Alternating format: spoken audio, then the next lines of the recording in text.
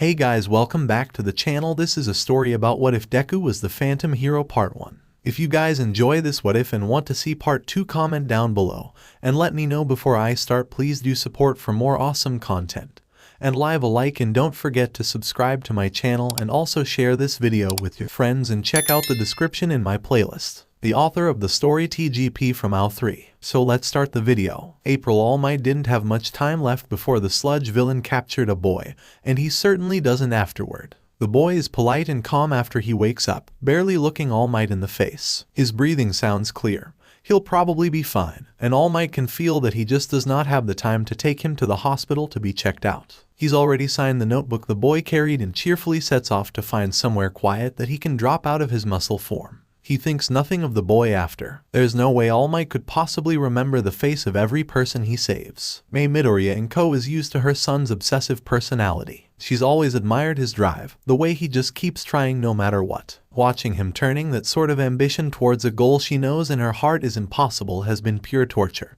even as she hopes and prays to be wrong. Why? She asks as she looks at his list of high schools to apply for and doesn't see UA. The smile on Izuku's face is the one he uses in photographs to lie about being happy. She's seen it enough times in the pictures they've taken to send to Hisashi to know the difference between it and the real thing. Maybe it's just time to start being realistic about my future, he says, and it's almost enough for her to believe him.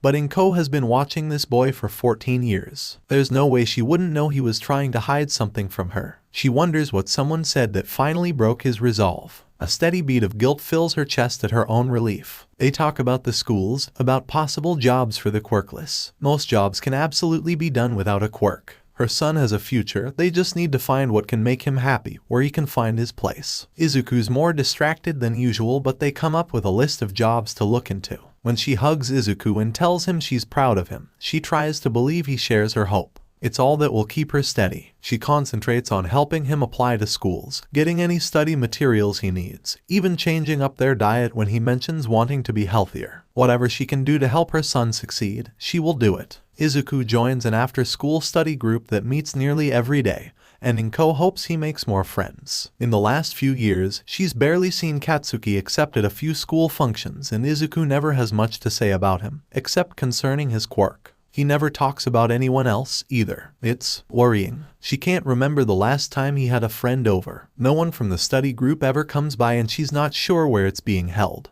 But whatever will help her son meet his future head-on, she's in favor of. How was the group tonight? She asks when he gets home, and then blanches at the sight of his face. Izuku. It's okay, he says with that lying smile, gently nudging her hands away from his face where his eye is bruising half shut. I wasn't looking where I was going. Her heart clenches, but she just fetches an ice pack to help with the swelling she can already see. It's little comfort that he lets her dote on him. No matter how she prods, Izuku refuses to give her the truth. He says it was an accident. He says he was clumsy.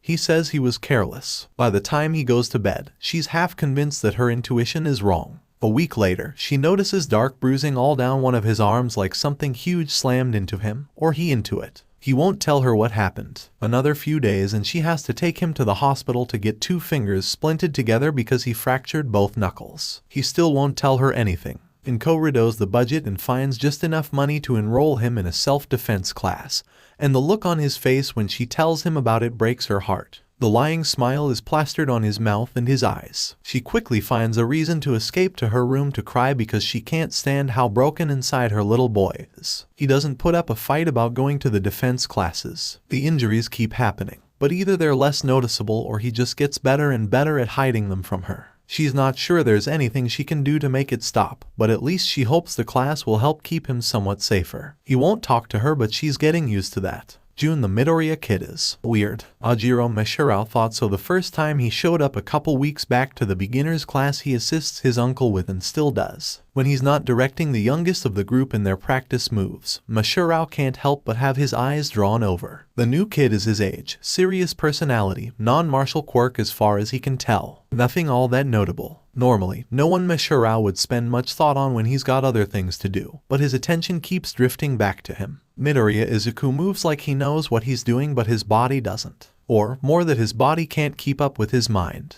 In just the last 2 weeks, he's already topped the rest of the class just by building up his strength and stamina. Mashiro's only sparred with him a few times, but he's pretty sure Midoriya is going to end up a total beast, which just makes him that much weirder with how late he's apparently started martial arts. I wonder who trained him before us, Uncle Haruto says after the others have filed out to clean up and go home. Mashiro glances up at him. Midoriya, someone must have. You noticed it too, right? His reflexes are slow, but yeah, like he's just out of practice. Uncle Haruto shakes his head and sends Mashiro off with a little wave and thanks for the help. Mashiro decides he's thought enough about Midoriya's weirdness enough for one day. 2 days later, when he's out on an errand for his mother, Mashiro happens across Midoriya again.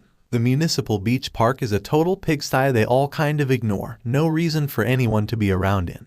But Mashiro slows to a stop when he spots a familiar head of curls. And Midoriya's organizing the trash. Mashiro squints to get a better look, but maybe Midoriya's just really into community service. Either way, there seems to be some kind of method to his madness. Midoriya tackles each object in specific ways and Mashiro mentally maps out the muscle groups he's working. No wonder Midoriya's been bulking up noticeably if this is how he spends his free time. Well, there's nothing wrong with taking on a task like this. Still weird, but Mashiro guesses everyone's got their idiosyncrasies. He decides it's none of his business and goes on to finish his errand. He has homework to do. November. Aizawa shouted doesn't patrol every day anymore. Not since he started teaching. That doesn't mean his usual haunts are any less protected, of course. He just uses a lot of surveillance when he's not out. For the last 2 months, when he's out, he feels eyes on him. He can't ever quite figure out where the feeling comes from, nor does it happen every time. Whether there's someone around or if it's some kind of quirk watching him from afar. His usual suspects don't change their behaviors. Nothing else catches his attention. Nothing else has changed, until one night when it does. Has All Might started training his successor yet?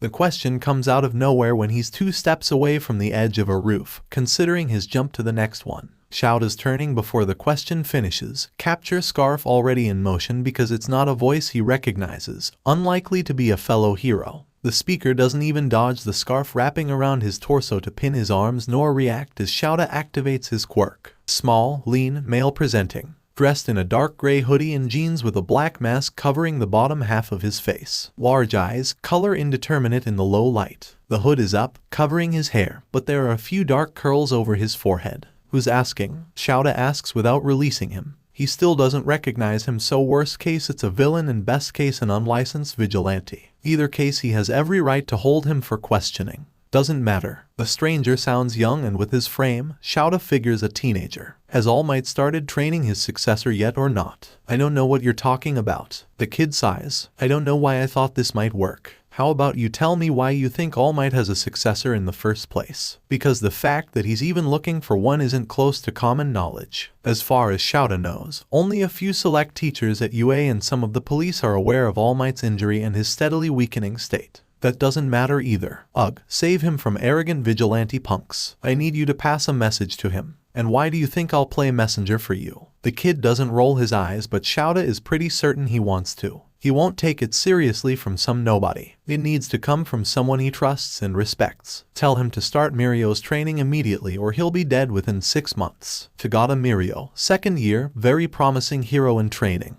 Currently interning long-term with Sir Night Eye's agency. The fact that he's even a candidate for All Might's successor is even less known than him looking for one in the first place. And as far as 𝗧𝗪 knows, All Might hasn't settled on him yet. 𝗧𝗪's eyes narrow behind his goggles. This kid knows way more than he has any business knowing and is making inferences that could be more than dangerous if he shares it with the wrong people. Whoever the leak is, 𝗧𝗪 needs to get this info over to Nedzu. They need to nip this quickly. Sounds like you've got a lot to say, he says as he starts walking towards the kid. How about we continue this conversation somewhere more comfortable? The kid says nothing, eyes never leaving 𝗧𝗪's face. It's an unnerving stare that's quickly getting under his skin. He starts to loosen the scarf as a show of trust because it will be easier to move him if the kid cooperates.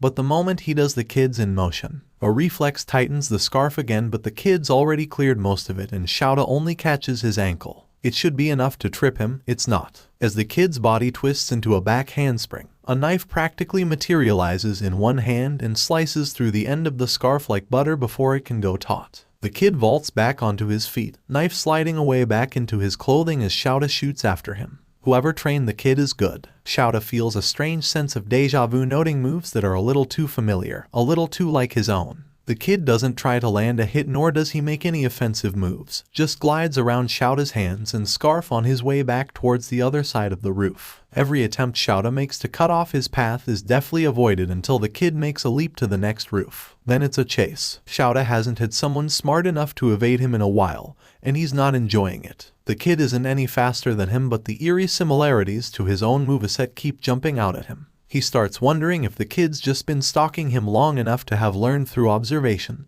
but no. You don't get this good so young without serious training with someone who knows what they're doing or years to develop something workable. This kid has been molded this way. And that knife, there aren't many that can cut through something like his capture weapon, much less so easily, which makes it that much more frustrating when a scream rips through the air, and 𝗬𝗏 has to let him escape to take care of an attempted robbery. He makes sure the woman isn't injured, hands over the perp to the police, and then begrudgingly does a circuit knowing he won't find the kid again. He doesn't. When he tells Nedzu about it, the principal just gives a little interested hum and tells him to be on the lookout for the kid again. Someone that good is sure to turn up again and maybe even on their side, if the warning is anything to go by. 𝗬𝗏 isn't sure he's got the same kind of hope. They pass the kid's message to All Might, who thanks them with the most grave expression. What that means for his decision 𝗬𝗏 isn't about to start guessing.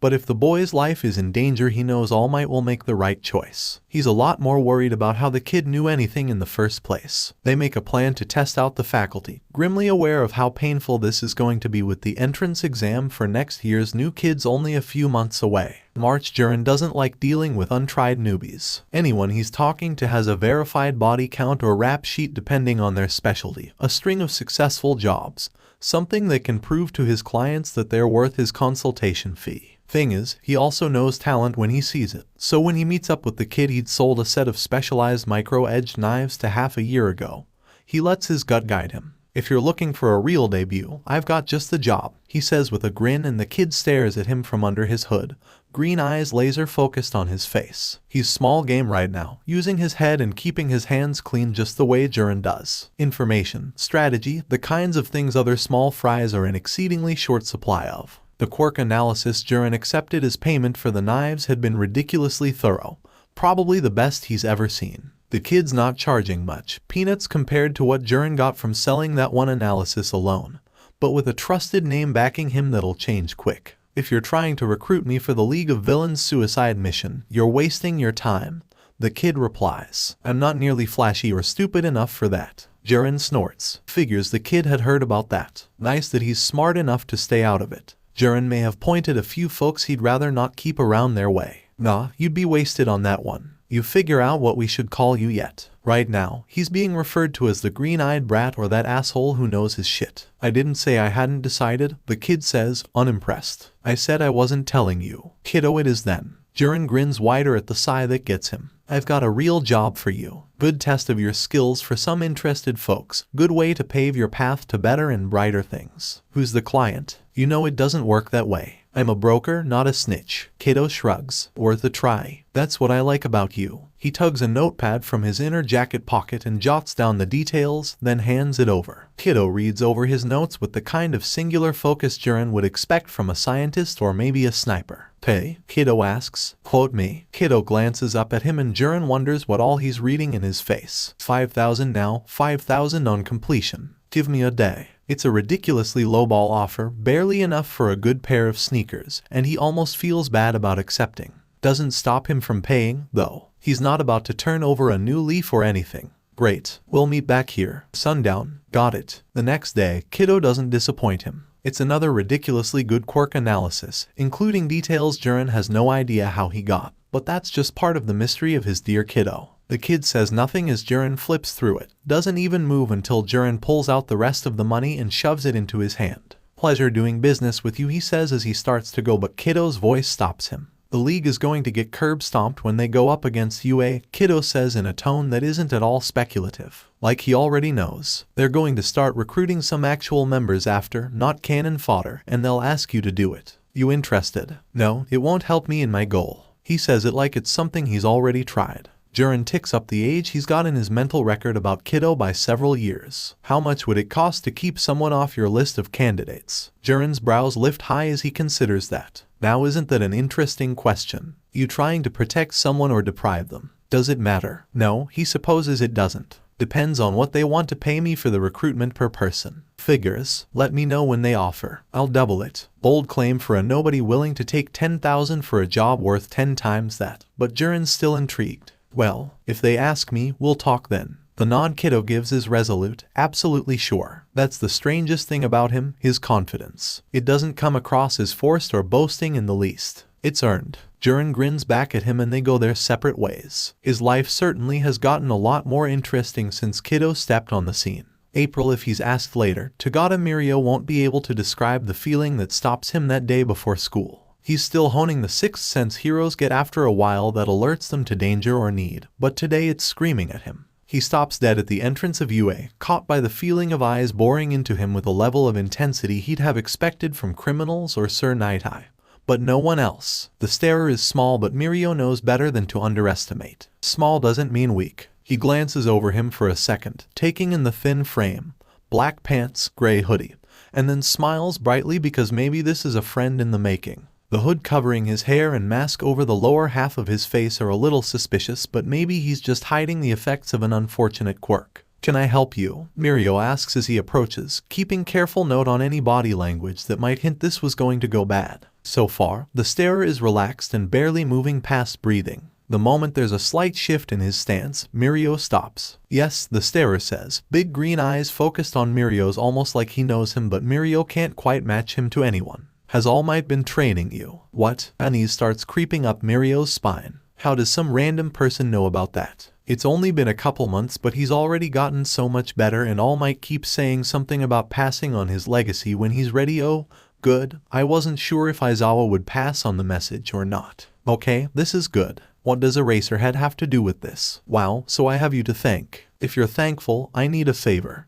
That's what Mirio has been waiting for, but he'll at least hear the guy out. Class 1 is going to be training in the USJ today. I need you to find a reason to join them. Mirio blinks. What? Just what's this guy getting at? But his expression is so serious, his eyes so intense, and Mirio's carefully honed instincts scream that this is important. Trying to keep me occupied. I'm flattered that you're worried about making sure I'm not bored. Something changes in the starer's gaze for a second, softening. Amusement, fondness, then it hardens again. There's going to be an attack. They're aiming for All Might but won't care if any students get in their way. Mirio's insides go cold and tight. Why are you telling me? One of the teachers that won't work. You have to find a reason to be there, either legitimately or just show up. If you don't, there will be casualties. There will be fatalities. He sounds so sure. Mirio runs the options in his mind. All he's supposed to do today is go to class. Nothing that his absence would affect as far as he can imagine. If this is some kind of joke, all that would happen is maybe he gets detention for skipping class and being somewhere he shouldn't be.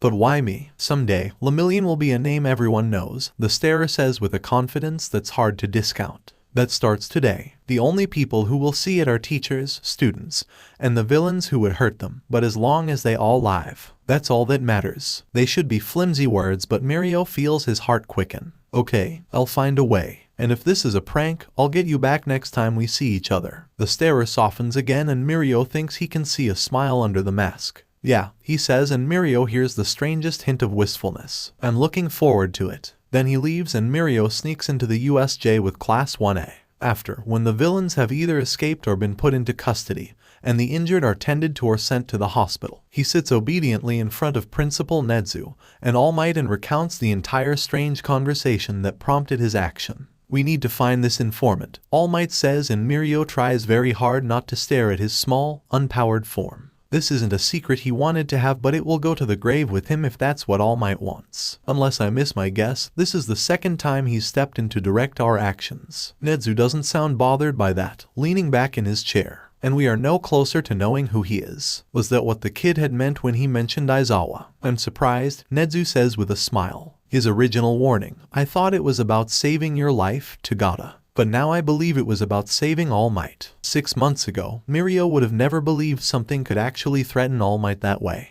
Now, with the man's injury-ridden form before him, he can actually see the man behind the hero. That means he's on our side, right? Mirio asks, looking between the two, since he seems set on keeping All Might safe. All Might and Nedzu share a glance. I don't think we have enough information to decide that, Nedzu says after a moment of thought. But it's a good indication. Young Toga, is there anything else you remember about the boy? All Might's expression is grave, his gaze focused, and Mirio feels himself straightening up under it. No, sir. His clothing concealed anything that might identify him, but I know I'd recognize him if I heard him again.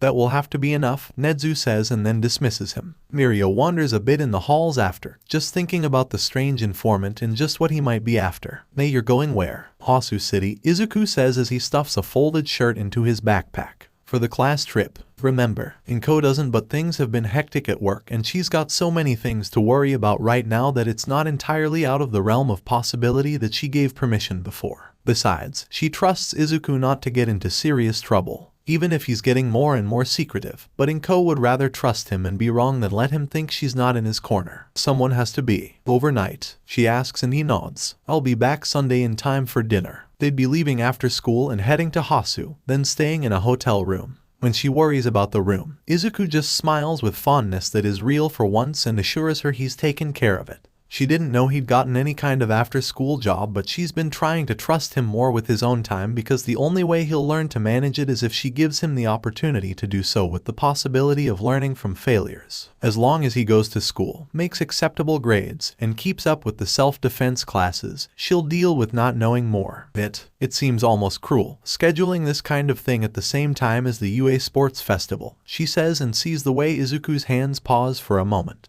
His expression doesn't change and he continues packing a second later like nothing happened. But Inko's senses are screaming. I don't think I'd get anything out of watching it anyway. The quiet of his voice does nothing to quell the defeat Inko is entirely certain she hears in it. She swallows back her own grief at her son's loss and instead reaches forward to gather him in her arms. At least he's not too big for that and instead melts into her embrace like someday he won't have her anymore. You are going to have so much fun on your trip, she says, because if the universe deprives her son of that, she will give it the sternest talking to. He snickers against her shoulder as if he can hear her thoughts. Yeah, I'm sure it'll be eventful. He doesn't usually patrol this early, but Ida Tensei can't shake the feeling that there's something he'll miss if he doesn't. It woke him from a dead sleep after a late night of talking his little brother down from the nervousness of the sports festival, and all Tensei could do was suit up and head out. The air is alive with tension and he keeps feeling like he's being watched. Whether that's just the early morning civilians or something more villainous, he's not sure. Usually, the hair on the back of his neck stands when someone wants to hurt him, but he's not feeling that now. He continues on as if nothing has changed, at least until he spots someone standing suspiciously in an alley and doing nothing else. Tensei isn't stupid. The situation screams trap and is just the sort of thing to catch a hero's attention.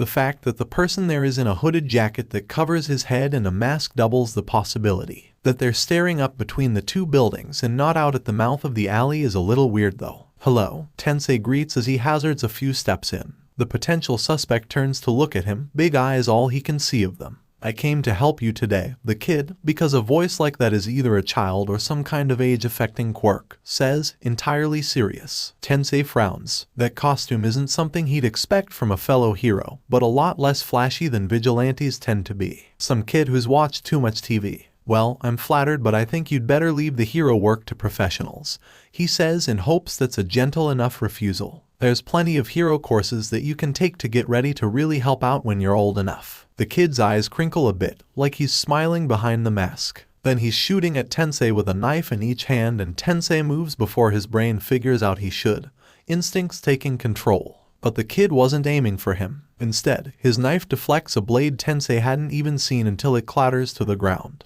Don't let him taste your blood, the kid says, and then another man lands further into the alley. Tensei takes him in a second. Tall, muscular, overall sturdy, katana in his hand and other weapons elsewhere on his body. Bloodshot eyes staring from a pale mask. His stomach drops as he recognizes him. Never seen you before, but I've heard of you, Stain the hero killer mutters as he gives the kid a narrow-eyed look. Got a problem with me, kiddo? Wish that name hadn't caught on. The kid is fully focused on Stain with his body poised to move at a moment's notice, as if Tensei isn't even here. Yeah, I've got a problem with your choice of target. This one's off limits, which is incredibly weird. Tensei racks his brain for any reference of someone called Kiddo in the underworld, but that's usually info more underground heroes would know, not someone up top like him. Has he just walked in on some kind of power struggle? And why would this kiddo even care about him in the first place? Have they met before? Either way, Tensei needs to stop this before it gets more violent. Hey, how about we no one gets to dictate which false hero I take out of this world? Stain snarls as his body shifts, readying for the attack. Least of all some upstart brat. Kiddo sighs. Hey, 𝗵𝗫𝗄𝐴, you might want to call for some backup. A second later the kid is on Stain, forcing the hero killer on the defensive. He moves too well for a civilian, agile and quick like he's been in hundreds of battles. Tensei can't tell if there's a quirk in use. Pulling out his phone, he sends out an emergency message to the agency before jumping in as well. With any luck, they'll have Stain neutralized before anyone shows up. 𝗵𝗫𝗄𝐴 is a team player and it turns out Kiddo is too. The two of them move well together to push Stain back despite the villain's high skill, attacking and defending in turns. Maybe Tensei's never fought with Kiddo before, but he's teamed up with enough knife wielders to know how to back one up. Kiddo deflects Stain's katana and Tensei dodges under to deliver a blow to the hero killer's chest, knocking him off balance only a moment as he recovers and rolls into another strike that clangs off Tensei's armor. Stain is good, too good to let him continue wandering free out in the world. He's spent most of the fight probing their defenses, feeling out their skills, and Tensei needs to end this before he finds an opening. An arm shoves him to one side, a flash of red, then Stain's head is jerking forward to lick it from the air, and Kiddo hits the ground in a boneless heap. Tensei falls back to get some distance and figure out what the hell just happened. The only wound he sees on Kiddo is a small scrape across his cheek that definitely wouldn't put him down. I'll come back to deal with you once this fake hero is dead, Stain says with a grin before jumping at Tensei again. The two of them move through the alley, jumping between the walls while Tensei defends himself as well as he can alone and distracted. Don't let him taste your blood, Kiddo had said. Some kind of quirk. Seeing him paralyzed on the ground from a tiny cut, Tensei figures it has to be. He's got a lot of armor but half his body is just covered by his suit. Sturdy material, but he didn't trust Stain's blade couldn't cut right through it. He concentrates on buying time, even if it feels like only seconds have passed since he sent that message out. Why are you doing this? Tensei asks because maybe if he can get Stain talking it'll be a good distraction and maybe Tensei will be able to do something other than just dodging. Because weak people become fake heroes and it is my duty to kill every one of them. And as Tensei blocks the katana, he feels a sharp sting on his side and reflexively leaps back. It's a good thing he aimed for the ground because just as his feet touch, his entire body suddenly stops responding to him. Tensei hits his knees and then falls forward, cursing when no amount of effort made even his fingers twitch. His head is to one side and he grits his teeth as watches Stain drop down near where Kiddo lays. Stain regards the still prone boy with a sneer. You can stop, Tensei says, glad that at least his vocal cords aren't paralyzed. You can stop this right now and no one else has to get hurt. Glancing his way, Stain seems to consider his words but Tensei doesn't hope for much. He just needs the hero killer to forget about Kiddo long enough for backup to arrive. However long this paralysis lasts, he's the only thing between that kid and death. Are you trying to convince me you're a real hero? The look on Stain's face is more amused than murderous, but considering both his opponents are apparently down for the count he's got time to gloat. Do you even know why you're on my list? Because I'm a licensed hero. Stain scoffs and then crouches down to grab Tensei by the hair, pulling his head painfully back. Why are you a hero? The fame and glory have diluted the true essence of being a hero, and you are just as diluted as the rest of those fakes. All of you are too blind to your greed to ever be known as hero. What? As Tensei tries to figure through that logic, Stain lets go and gets back up. There's only one man I will acknowledge. Only All Might deserves to save the just world I'm helping create, he says as he raises his katana. There's nothing Tensei can do. He closes his eyes and thinks of his family, letting their memory comfort him in what seemed to be his last moments. Then Stain chokes, gurgles, and a large body hits the ground. Tensei's eyes jerk open and he sees Stain's shocked expression staring back at him with blood flowing freely around the hands clutching his throat. The only reason Tensei doesn't jerk back is because his body literally can't. He always talks too much, Kiddo says as he steps around so Tensei can see him. He looks down at Stain without pity, far too calm as the villain bleeds out between them. Tensei can barely breathe. As Kiddo wipes blood off his knife, Stain's eyes remain on Tensei's face as the light drains out of them. We could have captured him alive, Tensei babbles out and Kiddo pauses to regard him coolly. If you'd tried, it wouldn't have ended well for you or your little brother. Tenya, what does Tenya have to do with this? Why would anyone like Kiddo know his brother? You'll be able to move in another minute or so, Kiddo says, sliding his knife away in a holder under his hoodie. I know you're going to include me in your report. That's fine. I want your people to know about me. Tensei tries and gets one of his fingers to twitch, because the quirk is time-based and wearing off. Because Stain isn't consciously keeping him down anymore. Because Stain is. Why? What does that get you? Attention from the right people. Kiddo kneels down as his voice softens. Don't let this bother you too much. There was nothing you could do. You just need to concentrate on being a most excellent older brother to a remarkable younger brother. He says it like he knows Tenya personally,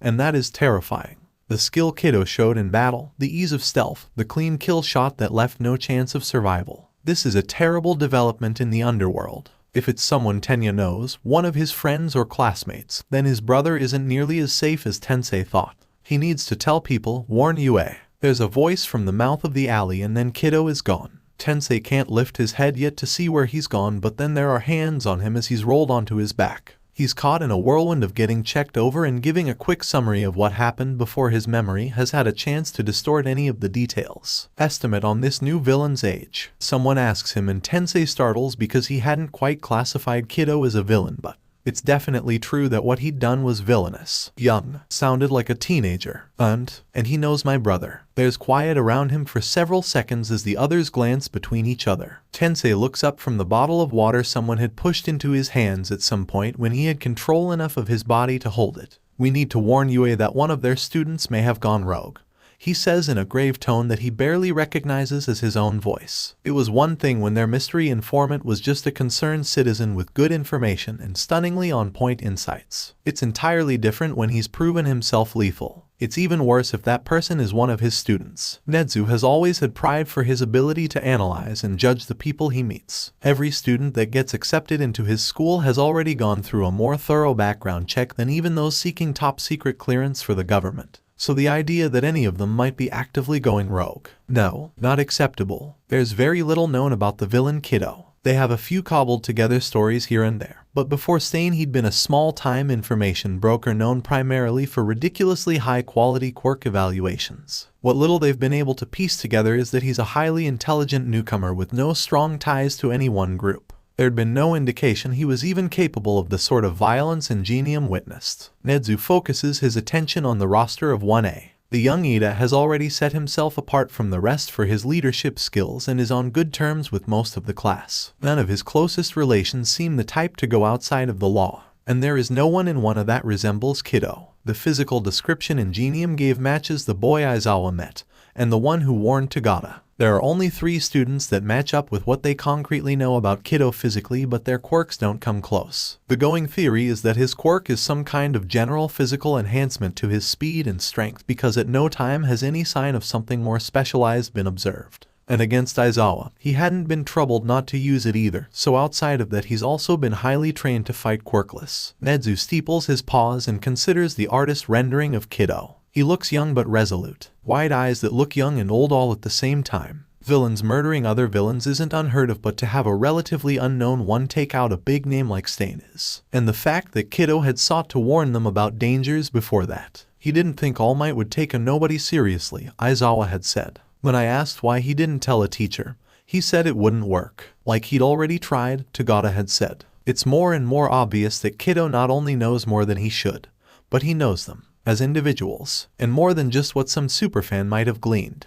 Maybe the quirk is less enhancement and something more like shapeshifting. Someone who could get in close to observe them, but then why not just approach them in that form? Something isn't adding up at all. What a delightful mystery. Nedzu's next move is to look into Ida's acquaintances outside of UA and his previous school. He's the only link they currently have to Kiddo. His private phone line rings and Nedzu picks the receiver up without really thinking about it because so few people have the number that it doesn't matter. Principal Nedzu speaking. Your students will be starting their internships in a few weeks, says a voice Nedzu isn't familiar with at all. You need to bar them from choosing any agency in Hosu City. Well, isn't that interesting? The caller sounds male, young. And to mention Hosu so soon after the most recent excitement. This wouldn't happen to be the villain known as Kiddo, would it? Nedzu chances and the caller gives a put-upon sigh. Really wish that name hadn't caught on. A few taps on his computer and Nedzu starts both recording and tracking down the call origin. What made you change your mind about using intermediaries to warn us? He asks because he's genuinely curious about Kiddo's methods. I figure I'm about as credible as I'll ever be at this point. If you don't listen to me now, you never will. He's not wrong. So, what I'm hearing is that you don't want any student heroes in your city, HM. Not my city. But no, keep them out of Hasu. Things are going to get way too hot for students right around the time the internships start. So Kido is based elsewhere. His known clients have been far-flung, so they weren't sure what his usual stomping grounds are yet. Had he gone to Hasu specifically to murder Stain? Interesting. Villain activity. You should probably warn the HPSC and have them bulk up the hero presence there, but keep it quiet. It should limit civilian casualties without tipping off anyone too important. Why would a villain care about civilians? I suppose it would also make it easier to get rid of whoever you're trying to supplant. Sure, you can take it that way. Whatever gets you to listen to me. So he probably isn't looking to take over the territory. Nedzu hums quietly and glances at the tracking application. The phone signal is bouncing off satellites worldwide. How clever. He needs a little more time. I'm curious. Why are you so concerned about the students? They're children, Kido replies without hesitation. They shouldn't have to lose hope yet. Like you did. There's no answer, but Nedzu knows he's right. He's been in this business too long not to know the sound of a fallen hero. How long were you active before this conversation has already gone on long enough? Kido interrupts, voice gone cold because Nedzu got excited and pushed too much too quickly. Bar the students from Hasu and warn the HPSC or it's on your conscience. I've already done everything I can. The line goes dead and Nedzu sits back in his chair as he considers the conversation. Everything was pointing to this being a newbie, a young villain who apparently had a friendly connection with Ida Tenya.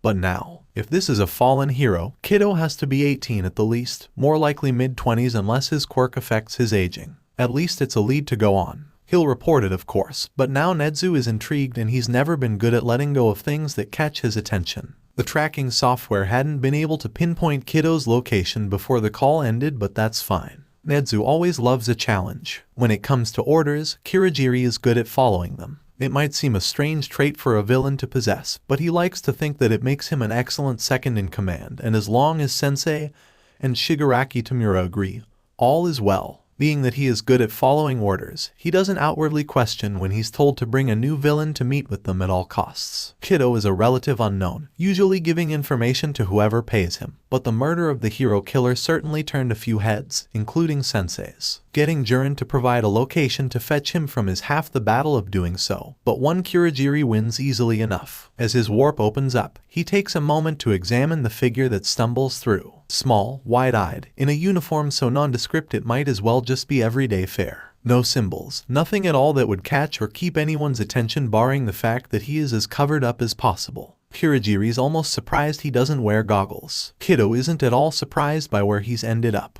He glances around but seems like he almost expected to be here eventually. When Tamura sits up at the bar, Kido zones in on him immediately. Took you long enough, the upstart says in a bored tone, and Kirigiri sees the way Tamura's shoulders twitch with annoyance. I figured you'd at least ask first before yanking me, though. Who's the idiot? Tamura asks as his chapped lip curls back. Forgot about how much you get maneuvered around at the beginning. Kido mutters, but it seems absent, like a thought he didn't mean to speak aloud. You guys are barking up the wrong tree. There's no amount of money that'll make me willing to work with this crusty lunatic, and no one else should be either. Kirigiri feels a sigh forming inside him but doesn't let it out. Then a second later, he's opening a set of warps to keep the two of them from killing each other. Tamura struggles as Kirigiri pulls him back, hand reaching out from where he'd tried to take out their visitor. Kido's still got his knives pulled, but he backs off on his own. It looks like he'd reacted to the threat, not that he necessarily had planned on going for a kill. That didn't mean he wouldn't. They'd never have thought to bring him on if he wasn't lethal. Their plans preclude a peaceful resolution. See, this is why I'm not interested in your boy band, Kido says, still tense and watchful, but he slides the knives away.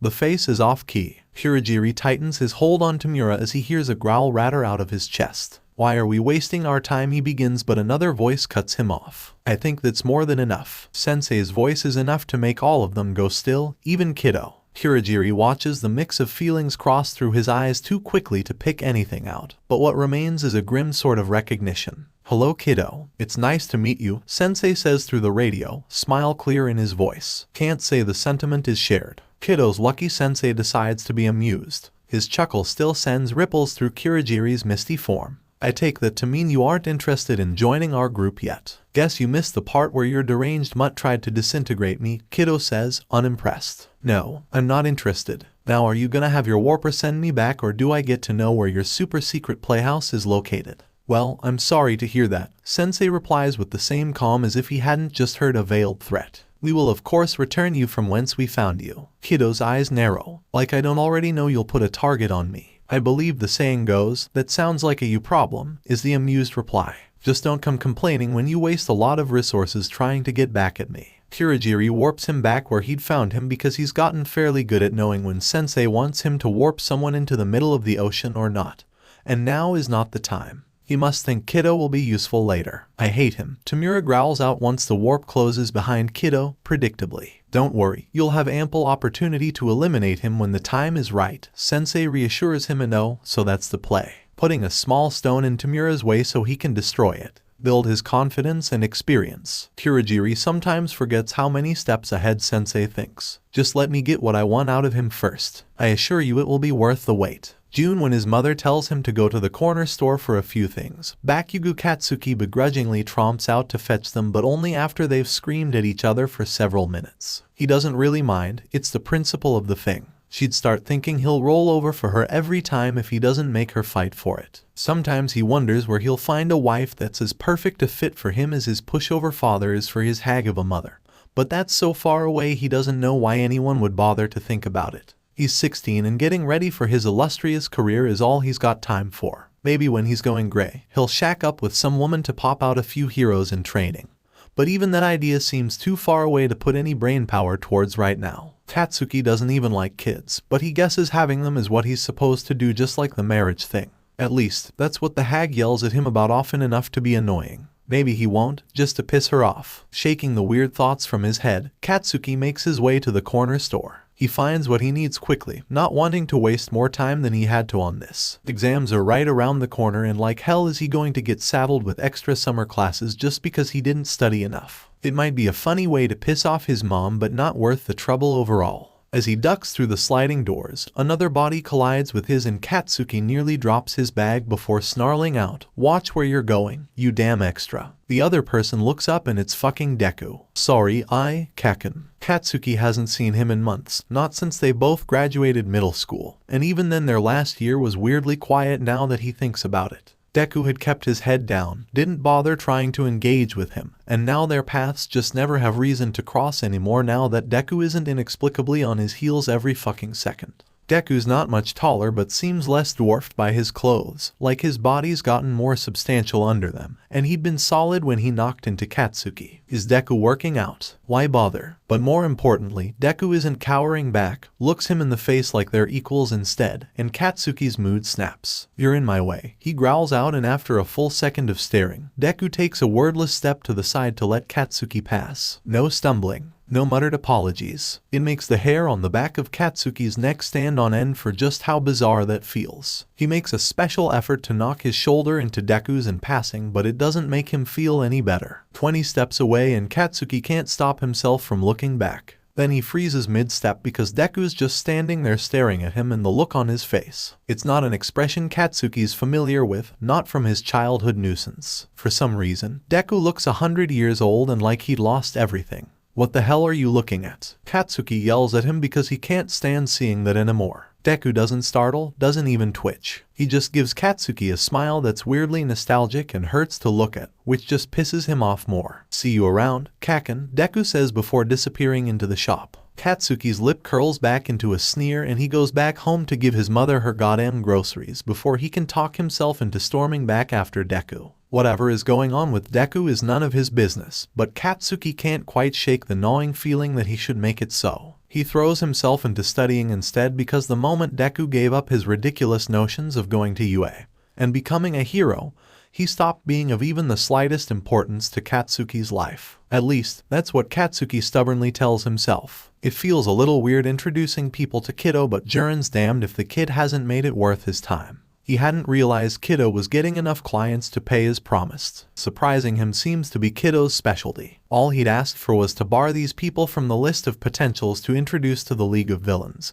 But Jiren's pretty good at reading between the lines, and Kido's interesting. Might as well see what he's got in him when he has more support. "What are you supposed to be?" the tall, scarred-up 𝗬𝗲𝗺 says as he looks over Kido, unimpressed. His sheer presence fills the whole room, oppressive in all the ways Kido's isn't. Looking at them, Jiren would have thought 𝗬𝗵𝗺 the more effective of the two, but while the firebrand has a powerful, well-developed quirk, his actions have been more than haphazard over the last few years since he debuted. Forgettable, 𝐭𝐼𝐻 replies without pause. Anyway, I guess my villain name is 𝐭𝐼𝐻, you guess. It just kind of happened. 𝐭𝐼𝐻 sighs and reaches up to pinch the bridge of his nose as Jiren grins to himself. Go ahead and get it all out now, then we'll get down to business. I think it's cute, Toga Himiko says, bouncing in place. He's so small. She's another odd one, just as talented as 𝗬𝗵𝗺 but even more aimless. Without someone to point her in any direction, Jiren figures she'll be in Tartarus within a year. I still don't know why we're here, Spinner grumbles from where he's leaning against a stack of boxes. The warehouse isn't the most ideal of meeting places, but 𝐭𝐼𝐻 doesn't have a base. Yet, Spinner's not Jiren's typical pick for an ally. Too close to the other side of the vigilante, villain slider. But maybe 𝐭𝐼𝐻's got an idea on how to use him. You are here because you're a small-time nobody looking for meaning in your life. As Spinner stiffens with surprised offense under 𝐭𝐼𝐻's sharp gaze, he continues, the world seems broken. So many heroes are out there doing the job for money and fame instead of just to help people like a hero should. He doesn't respond, but Spinner's focus is entirely centered on 𝐭𝐼𝐻, like every word is a drop of water in an endless desert. People with mutant quirks like yours are degraded and ridiculed, 𝐭𝐼𝐻 says, and no one with actual power does anything to stop it. The world could be so much better if someone just took a stand and made it that way. The words aren't pretty or particularly awe-inspiring, but they seem to hit Spinner exactly how they're meant to. When he looks away, it's to turn inward in thought. Jiren has to hand it to 𝐭𝐼𝐻. He seems to have won at least that one over. Great sentiments, but what do you want? 𝗬𝗵𝗺 asks, folding his arms over his chest. I want to stop a band of lunatics from destroying society without any plan for rebuilding it.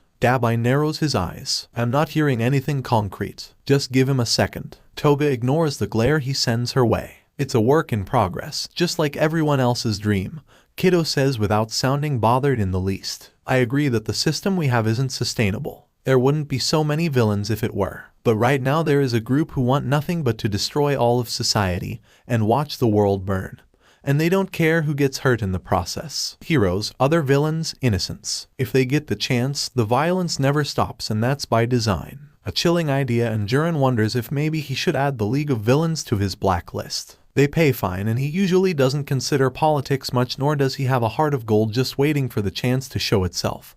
But this society is his bread and butter. Take it out, and where does that leave him? Dead or worse. Why do you care? 𝗬𝗵𝗺 presses, just as cold and dismissive. Stop sounding like one of those self-righteous heroes for 2 seconds and give me specifics already. 𝐭𝐼𝐻 snorts, lips twisting into an almost bitter smile. To start, I want to take down the League of Villains. Nothing will get better until they've stopped stirring the pot with their nihilistic bullshit. They just sacrificed dozens of lower-level villains in an unmitigated failure of an attempt on All Might's life a few months ago. Getting started on a better world means getting rid of the rot that would hinder us. I guess that'd get your name out, 𝗬𝗵𝗺 drawls out with a roll of his eyes. God, I hope not. Who the fuck is going to take a guy called 𝐭𝐼𝐻 seriously? 𝐭𝐼𝐻 shoots a glare Jiren's way, but Jiren just smiles. Shaking his head, 𝐭𝐼𝐻 stuffs his hands into his hoodie pocket and looks back up at 𝗬𝗵𝗺. This isn't about being recognized. I'd prefer not to be public at all if I had the choice. What I care about is making the world a better place than I found it. There are some specific false heroes I think should be taken down to get there, ones that should start a cascade in changing hero society as examples instead of martyrs. One of them happens to be someone you in particular would love to get out of the way.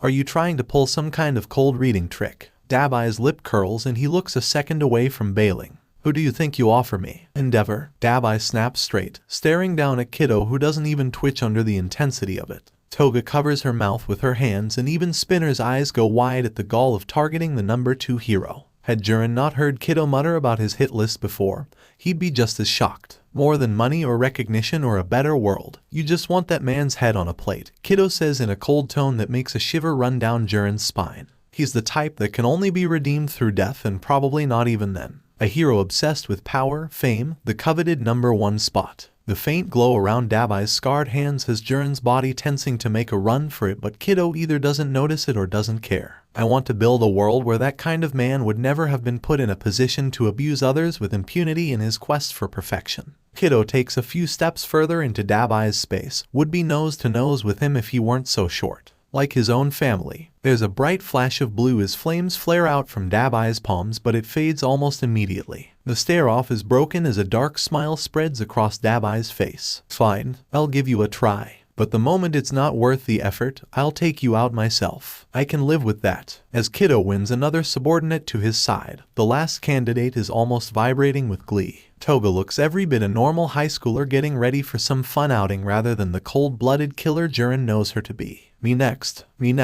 she says as she rocks from heel to toe and back again, grinning widely with one hand shooting up. What do I want? Kido regards her a moment and seems to soften.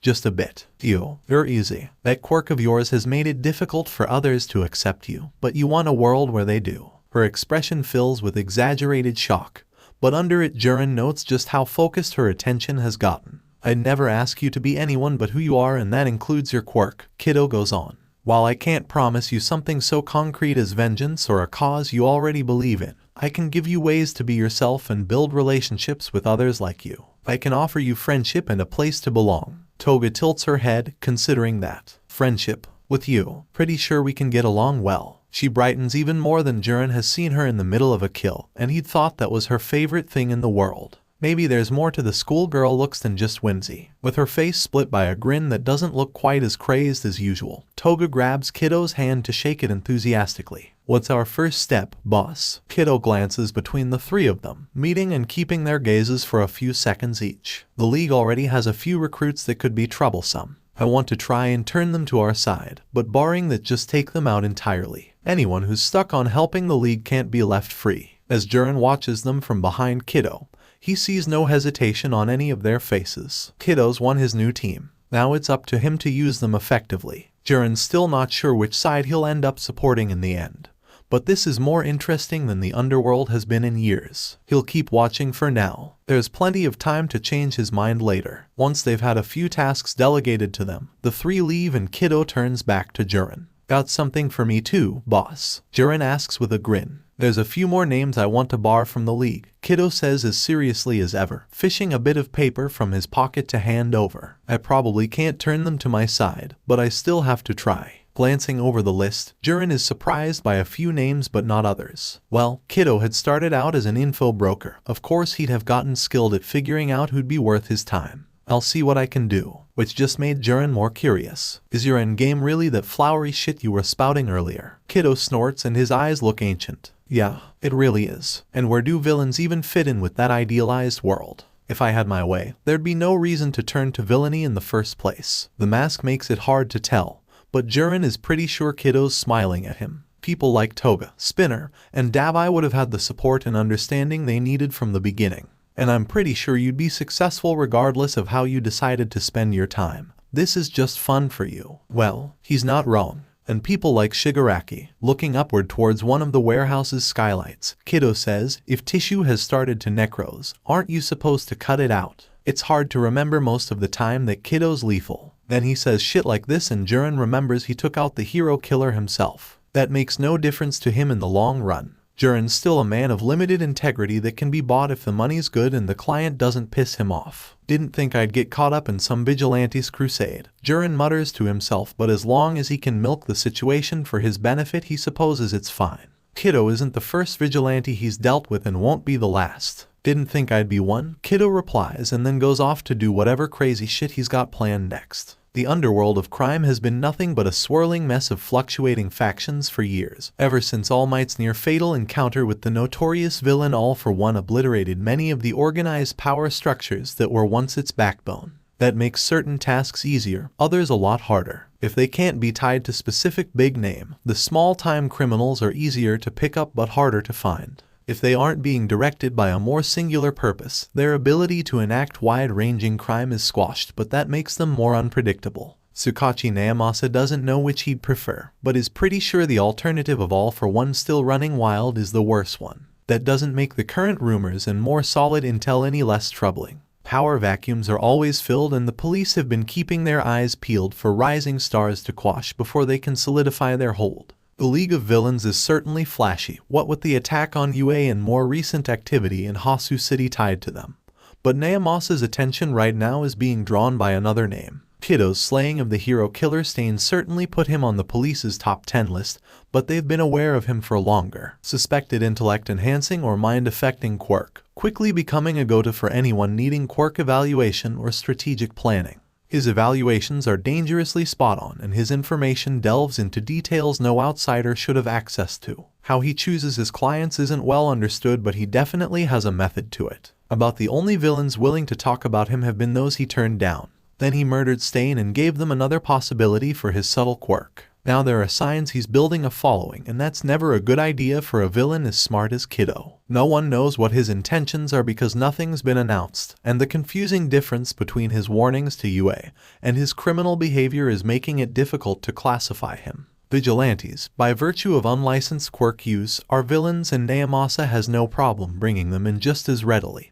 But he knows many that would let one slide if they kept their nose clean. Kiddo hasn't tried. Keep staring so intently at his picture and I'll be sure to let Makoto know she's got a brother-in-law in the making. 𝗵𝗲 Izuku teases as he sets a fresh mug of coffee down next to the empty cup Naomasa keeps accidentally picking up before remembering he hasn't refilled it. Thanks, he says, gratefully taking a swig. I just don't get this guy. Why throw in with criminals when private sector quirk analysts can make a couple $100,000 per evaluation without the risk? Trust fund kid wanting a thrill. And if you're set on being a villain, why go out of your way to take out someone killing off heroes? Nothing about Kiddo makes sense. Why warn a hero school of dangers to their students? Brief attack of conscience. And now he's building his own army. Does he even have a plan, surrounding himself with people like this? I could say literally anything right now and you'd just keep going. Naomasa clicks back to the artist's rendering. They've only gotten a few glancing photographs of Kiddo, nothing showing his face, so the rendering is still the best they've got. Everyone who's seen Kiddo in person confirmed that the artist's mental image quirk had given an accurate depiction.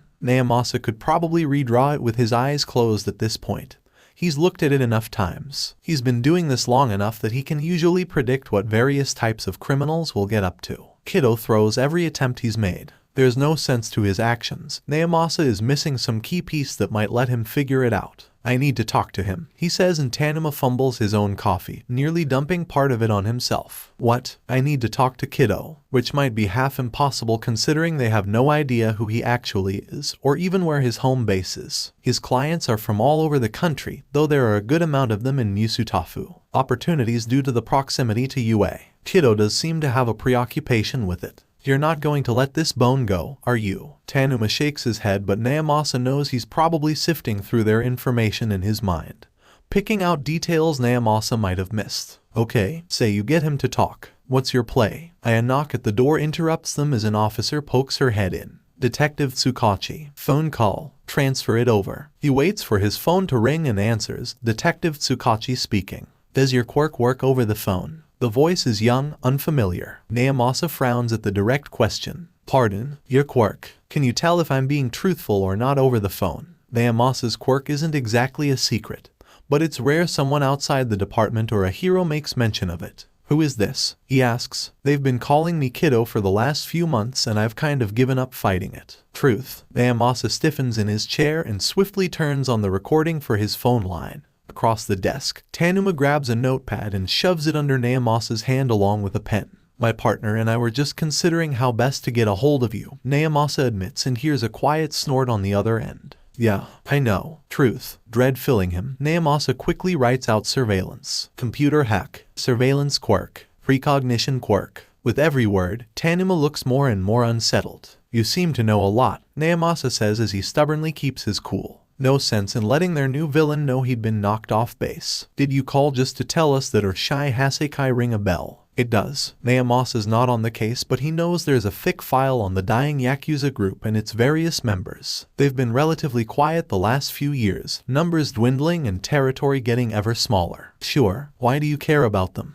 They're developing a few quirk-affecting drugs that'll be in the field within 2 months. One that magnifies quirk usage, one that temporarily disables them, and one that permanently disables them. And they all work. Truth. 𝗵𝗲's eyes widen at the next notes and Naomasa wishes he could let out some really good cuss words right this second.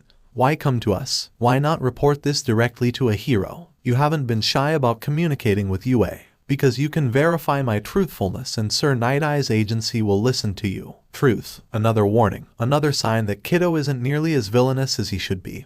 Or maybe just removing an annoying rival and using heroes to do it. It's so frustrating that Naomasa can't get a beat on him. Thank you for your info. I'll be sure to check into it. But I do have another question. One more. What do you get out of this? Telling us about the drugs, taking out the hero killer, all the warnings to UA. Why bother? It's quiet for several seconds and Naomasa almost thinks Kiddo's hung up on him. But then his soft voice comes back with, I just want them all to live this time. Truth. What the call ends and Naomasa sits back in his chair as he stares at the receiver in his hand. What the hell did that even mean? Well, 𝗬𝗵𝗲 asks, breaking him from the stupor. The Kiddo case is now my top priority, Naomasa says and then checks through his short list of hero agency phone numbers. Hopefully, Sir Night-Eye isn't too busy to take his call. July. Are you saying you can't find anyone else worth our time? Shigaraki snarls out and 𝗓𝗏 is getting pretty tired of having to juggle him with Kiddo. The dial tips a bit more onto one side every time they talk. No, 𝗎𝗏 says, hands raised in a show of harmlessness to try and quell the madman's rage. I said the field's already been cleaned out pretty well by another interested party,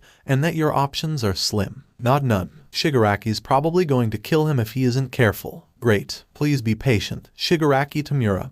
Kurogiri says, resting a hand on Shigaraki's shoulder like it might actually do something to calm him. With someone like Stain taken out by another villain, people are getting cautious. 𝗎𝗏 had only just the other day listened to a buddy complain about even support suppliers getting cold feet about supplying items to the black market. And those types usually did just about anything for a buck. The League of Villains name just doesn't pull as much weight after the way you sacrifice so many of them for basically no reason. Shigaraki grips the edge of the bar and part of it crumbles under his hand before he lifts his pointer finger again. Look, I'm not coming to you empty-handed, 𝗎𝗏 continues. It just isn't as many as you were hoping for. He'd managed to leave off most of those on Kiddo's second list. But there are a couple 𝗎𝗏 knows for sure would just make things harder for the kid. Maybe 𝗎𝗏's getting a soft spot for this stupid brat. Maybe it's just because Kiddo pays better than the League and doesn't threaten him every time they meet. He presents the picks he'd brought in, collects his consultant fee for the ones Shigaraki manages to turn to his side, then takes his leave, at least far enough that Shigaraki and his lackey decide to let out a juicy bit of intel about their next move the moment they think he's out of earshot. Too bad for them, his hearing is excellent. Attacking UA again, but this time during a training camp, and they were going to try to snag a kid hero in training. 𝗎𝗏 resists the urge to snort and give himself away. When the League of Villains manages a decent plan doing anything, he'll eat his damn shoe. No doubt, they'll sacrifice just the people he brought in today. Doesn't matter if they have a backer like All For One behind them if he's letting Shigaraki go nuts with bullshit like this. 𝗎𝗏 leaves shaking his head and wonders how much Kiddo might buy his info for. No doubt, his harden for UA could be milked for quite the pretty penny. Final exams must be brutal because Izuku looks like he's barely sleeping.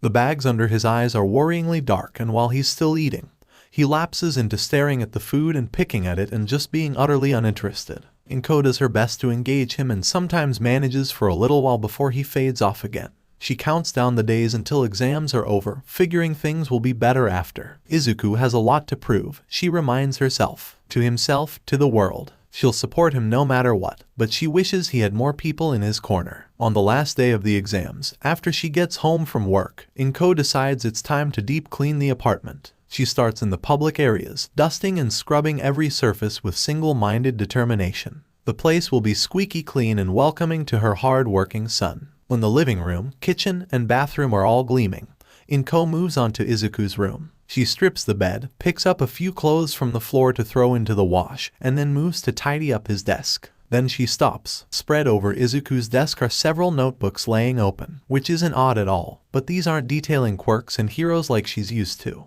The first is extensive notes about people she doesn't know and that don't even seem real, less about their quirks and more about them as people. Characters. Is he writing a story? The second looks like some kind of timeline and when she flips back a few pages, it starts over a year ago. Notes about an encounter with All Might, the attack on UA, events in Hosu City. and then further on into the future. Inko glances over the color-coded notes with growing unease as they detail out several years. It seems to be dictating the fall of their entire country, and the last ominous entry just says game over. Her son is intelligent, so much more so than she or Hisashi could even understand, and his analytical skills have always been top-notch. This should read more like speculative fiction than a prediction for the future, but every page of dates makes her belly clench up worse and worse. Is this why Izuku is so tired? His thoughts spiraling and worrying over possible dangers and losses. She flips back to a page only a few months away, and a note underlined in thick red jumps out at her. Mom dies. Her chest clenches so hard she can barely breathe, and that's when Izuku gets home. She jerks and slams the notebook closed so she doesn't have to look at the words anymore. But she can't do much about the tears that have welled up in her eyes, and within seconds, he's in the doorway to his room. "Mom?" he asks with surprise and concern, and her boy is just too good. Why would he write anything like this? Why would he ever think something would happen to her? She can't answer him. She just grabs him up to hug tight against her as she soaks his shoulder with tears she can't quite stop. "Did something happen?" he asks as he rubs her back. The way he's trying to soothe her just makes her cry harder. "I'm not going to leave you." It doesn't come out as fervently as she feels, but he still stiffens against her as if it had. Inko pulls back so she can take his face in her hands and look him in the eye. "I'll always be with you. Do you understand? Mom, do you understand?" He blinks a few times as his eyes grow wet. With a mute nod, he lifts his hands to cover hers. "I don't know why you're writing those things in your notebooks, and I know I was snooping. I'm sorry. But I need you to know that I love you and I am not going to leave you," Inko says, watching his eyes dart to the desk and back to her face. "I'm not going to pry yet, but are you okay?" She expects him to lie and tell her he's fine. No, he chokes out as he fights tears, and it makes her heart break even more. "What can I do, honey? What do you need?" His hands shake against hers, but neither of them move. Izuku closes her eyes hard enough that it scrunches his whole face, presses her hands tighter to his face, and says, If I tell you to stay home, please stay home. Don't ask me why, I can't tell you that, but please just do it." It's not the request she expected, but she agrees immediately and hugs him again. Whatever's going on in Izuku's head, if that's what it takes to comfort him, there's no question. She can handle missing a day of work here and there if that's what Izuku needs. If that's what makes him feel safe. "I love you," he says, muffled against her shoulder. "I love you too, honey. Always and forever." The next time she goes into his room, all of his notebooks are gone. She tries not to feel like he's just going to hide more from her, but that just means she needs to be better at noticing when he does. Her baby is deep into something she doesn't understand. It's her duty to look after him regardless. "August, thank you for meeting with me," 𝗬𝗏 says as he takes a seat at the table with a thin folder and notebook. "Maybe you'll glean something out of this that I've missed." "Of course. May I see the file?" Nedzu takes it to flip through as All Might considers the purpose of this meeting. The villain Kiddo's strange duality in purpose has been confusing since the first time he contacted them through Aizawa. Intelligent, knowledgeable, intent on giving just enough information to make them act, but not enough to really understand him. Most villains will go on and on about themselves and their causes if given the chance, but the moment anyone gets close to finding out more about Kiddo, he ends the interaction. They don't know why he's gaining followers, why he keeps helping the heroes at random turns, why he seems to have it out for the League of Villains. All Might is not an intellectual hero. He will be the first to admit that he solves most of his problems with his fists and brute strength. But most of his problems are ones that can only be solved that way. That's almost by design. Different heroes have different strengths and weaknesses, and they tend to play to those. He is intelligent in the ways he needs to be to solve the problems his skills are suited for. This analytical evaluation of such a strange villain, not necessarily something he's good for. He still takes each sheet from Nedzu as the principal finishes reviewing them to squint at and try to find meaning from, because any insight might be useful. They have transcripts of the recorded phone calls and interviews with those who spoke with Kiddo, reports on the services he's provided and his known contacts, impressions police analysts have put together. But they're no closer to truly understanding the young villain. That's interesting, Nedzu murmurs in a distracted tone, one paw resting under a line from a transcript. I have noticed a repeated sentiment through most of the transcripts, an earnest belief that he will be ignored. Ignored? 𝗬𝗏 cranes his neck to look over the passage, frowning as he considers it. Now that I think about it, yeah, every time he's been asked about his method of communication, he's always said something about it being a way he might be taken seriously, like he's used to being turned away. Something of a Cassandra story, perhaps. He didn't think All Might would listen about training Toga. He didn't think any of us would take the threat to the USJ and All Might seriously. He didn't think a hero would listen if you warned about the severity of the 𝗧𝗵𝗲 situation without proof of his veracity. And isn't that one proving to be a mess? All Might isn't directly involved in the investigation, but he's heard through the grapevine that it's turning out to be even worse than just a drug that can take away quirks. If there's a raid, he may get tapped to go in due to the high number of confirmed combat quirks within the Yakuza sect. He sounded desperate, 𝗧𝗏𝗄𝐻 says, gaze turning inward, when I asked him what he got from all this. I just want them all to live this time. The quiet, almost exhausted tone to Kido's voice still haunts All Might since he first heard the recording. What happened to this man? Who did Kido lose? Who failed him before? Nedzu asks, mirroring All Might's thinking. Well, without knowing who he is, there's not much we can do to confirm what might have happened to him. So, we have a desperate, highly intelligent, highly skilled villain with unknown abilities and unknown motives that is fully willing to kill but not give us a straight answer. 𝗧𝗏𝗄𝐻's expression is as unsettled as his voice. Not a combination I like. No one enters a fight with perfect information. All Might says, hearing Gran Torino's voice in his mind. We can only make the best of what we have. 𝗓𝗍𝐚𝐸's encounter at least gives us some insight into his combat abilities. He appears to be on the level of someone like Eraserhead, so it's likely he has a very subtle enhancement or non-combat related quirk and was instead trained in quirkless fighting techniques. Until we're able to confirm his quirk, we can't match Kido to any known fallen or current heroes, Nedzu says, but I'm almost certain he is one. You get a feeling for that sort of thing. Ominous, but now that the idea is out there, All Might can't help but agree. Kido's actions, while mixed, fit the profile well, but a hero falling needs a catalyst. I'm not aware of any recent tragedies befalling known heroes that might have tipped the scales. Not that All Might knows every hero even just in Japan, but he's always tried to keep abreast of those who might benefit from a little more attention. Though, it need not be recent. You're right, it might have been a while back and something recent finally pushed him over the edge. 𝗧𝗏𝗄𝐻 agrees as he sits back in his chair to rub his eyes. He looks exhausted and All Might doesn't blame him. While not taking point on the 𝗧𝗵𝗲𝗁 case, 𝗧𝗏𝗄𝐻 has still been neck deep in the whole thing along with trying to unravel the less dire mystery of Kido. Whatever it was appears to have happened mid-last year, 𝗧𝗏𝗄𝐻 says. He spreads out a few of the reports, running a finger along dates of known contacts. The name Kido is newer, from early this year, but we've been able to confirm he became active several months before that. He just hadn't chosen a villain name yet. Nedzu shuffles the files. I get the feeling he didn't really choose it. All Might picks up one of the quirk analyzes they'd been able to recover and scans through it. The work is detailed and well written. Kido honed his craft before his debut. All Might's sure of that. Perhaps we should check into companies that provide quirk analysis and training services. This kind of work, already done. And by the defeated tone, 𝗧𝗏𝗄𝐻 didn't find anything useful. All Might pauses, considering the artist's rendering of Kido from 𝗓𝗍𝐸's memory sitting in the middle of the table. There's not much to go by besides the eyes. He looks young, tired. His gaze burns into All Might's mind. Had it been him that failed Kido? Had he overlooked someone or something, arrived too late? Had he been the one that ignored an earnest cry for help? Regardless, All Might says with a shake of his head to rid himself of such thoughts. Our first priority may simply be opening a more solid line of communication with him.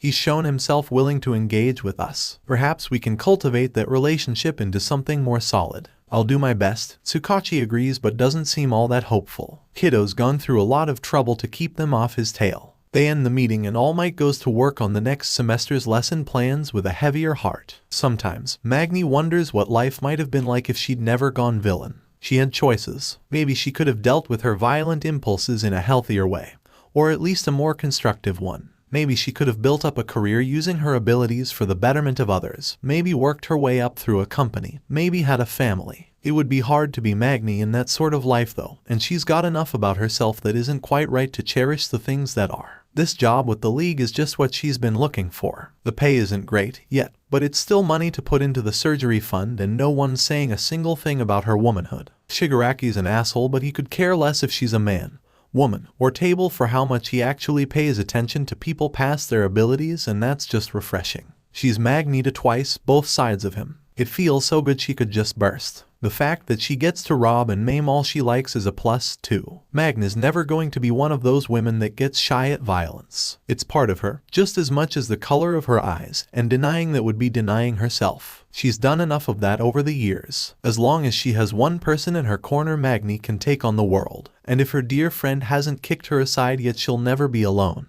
Thinking of that cute girl and her precious smile, Magna lets herself enjoy the warmth in her chest. Then she steps out of her apartment and comes face to face with another villain. It's not a league member, but the short stature and simple getup is easily recognized. "Got a minute?" Kiddo asks, big green eyes looking so very innocent for someone quickly rising in villain society with at least one high-profile kill. She glances around but doesn't see any of his crew. Someone surely is looking out for him, right? He looks 12. "I guess I can spare a few for a cute kid like you," Magna decides after a moment. Might as well find out what he's up to, right? He doesn't ask to come into her apartment, which is good because she wouldn't have let him. Bad enough he somehow tracked down where she lives. "I came to offer you a deal," he says, hands stuffed in his hoodie pockets like he's just some harmless middle schooler. "You're skilled and I could use your help." Magna narrows her eyes behind her sunglasses and sets her hands on her hips. Is this kid really gonna try to convert her? "You think I don't know what you're about?" she asks, and his expression, what she can see of it, doesn't change. "That you're this side of a vigilante. Not like I'm hiding it. What makes you think I'd be interested in any goody two-shoes bullshit? Maybe I like the violence." Kiddo snorts and the mask pulls as he smiles under it. "Do I really seem like I care about avoiding violence? Look, maybe you don't understand what it looks like from the outside, but there is no way you can give me what I want." It's a waste of time to string him along, and Magna's never been that kind of girl. Not when you're jonesing so hard for heroes. That gives him pause, judging by the way he blinks and shifts his weight back away from her. "For heroes?" he asks like he genuinely doesn't know. "We know who warned UA in April," Magna says, because she's kind of sorry for him, a little. Villain like this still caught up in trying to do the right thing like everyone tells him instead of carving out a place and being himself. It's just sad. Kiddo could be so much more. He sighs, shoulders sagging. So that's already gotten around." "Yeah, you're officially on our kill list, but I'm in a hurry, so how about we pretend this conversation never happened and leave intact? I don't like being late." As Kiddo steps back, Magna locks her door and steps past him. She's not afraid he'll stab her in the back, ain't his style. But she feels his eyes on him all the way to the stairs. "I'm not rescinding the offer," he calls after her, "if you want another way to be free of your chains." Magna doesn't look back or even wave to acknowledge him. Doesn't matter what way he might have. She's already decided on this path and she's going to walk it, no matter what happens. Why waste time regretting choices when she's finally making them in the first place? Stupid. Shaking the encounter from her mind, Magna heads on to meet up at the bar and figure out their plan for nabbing that mouthy UA kid with just as much fire in his eyes as his hands. The muttering took a while for Spinner to get used to. Whenever he's not directly conversing with someone, Kiddo mutters under his breath almost constantly. It would be annoying if not for the words Spinner catches here and there, the knowledge that Kiddo is constantly thinking of his schemes and how to further their goals. Well, it is annoying, but Spinner's dealt with weirder tics and their progress so far is enough to just deal with it. The last few years felt so aimless, but now that Kiddo's around, he feels like he's actually making strides towards a purpose for once. Kiddo laid out the overall plan as thus: 1. Eliminate the League of Villains. 2. Eliminate the Shadow King, all for 1. 3. Eliminate false heroes. 4. Elevate true heroes. 5. Create a better world. Their goals Spinner can understand. Concrete even if they seem crazy. He doesn't mind crazy. It's better than useless. Each run mostly seems easier than the previous, so if they complete their first objective, well, the rest should just fall into place, right? The information gathering they've been doing for the last couple weeks has paid off. On an old bulletin board 𝗬𝗍 scrounged up from somewhere, they've organized notes on various targets for their next big raid. Targets and non-combatants. Maybe Spinner doesn't quite have the stones to outright murder children, but he's pretty sure some of them could do with getting taken down a peg if the UA Sports Festival was anything to go on. Sure, Class 1 had seen some combat, but not nearly enough to make them realize how unfathomably outclassed they are by real villains. So many of them still have that same disgustingly strong pride and entitlement that's ruined hero society in the first place. If they end up heroes in the end, someone like him is going to take them out sooner or later when they get to step 3. Why not take them out before they're a threat? But Kiddo's adamant. They'll only be temporarily disabling any kids they find to keep them out of the way, nothing more. Captured and stowed away. Seems like a waste of time if they're just going to hinder him later, but he's thrown in with Kiddo. He'll listen for now. Whatever Kiddo's been scheming seems to have reached a workable point because the mumbling stops and he looks up, blinking owlishly like he's coming out of a fugue state. Spinner waits for him to focus on him. Figured it out, he asks, and Kiddo grins behind his face mask. Grab the others, let's go over the plan. Spinner gives a short nod and then goes to corral Toga and 𝗬𝗲𝗍 over to the meeting area. There's a few others 𝐭𝐸𝐻 has recruited, but they aren't here and 𝐭𝐸𝐻 doesn't seem to want to use them just yet. He's not sure why. When the four of them are gathered in front of the bulletin board, 𝐭𝐸𝐻 clasps his hands behind his back and looks over them one by one. This is our first major operation as a team.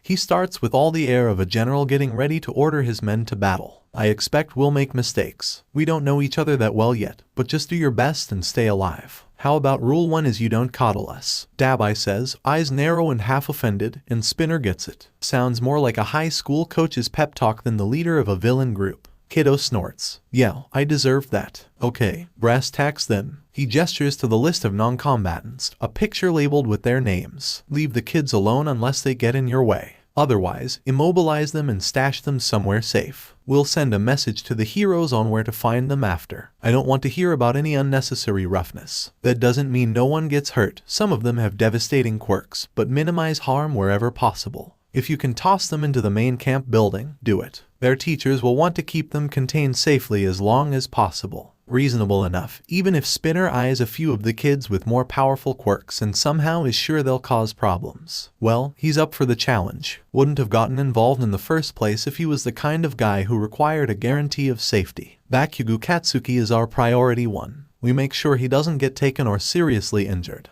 The league plans on kidnapping and trying to turn him. He'd die before accepting that. Said like 𝐭𝐸𝐻 knows Bakugo well. Spinner isn't sure if the others have figured out just how personal this mission is. Not when 𝐭𝐸𝐻's been careful to couch it in the prospect of weakening the League of Villains.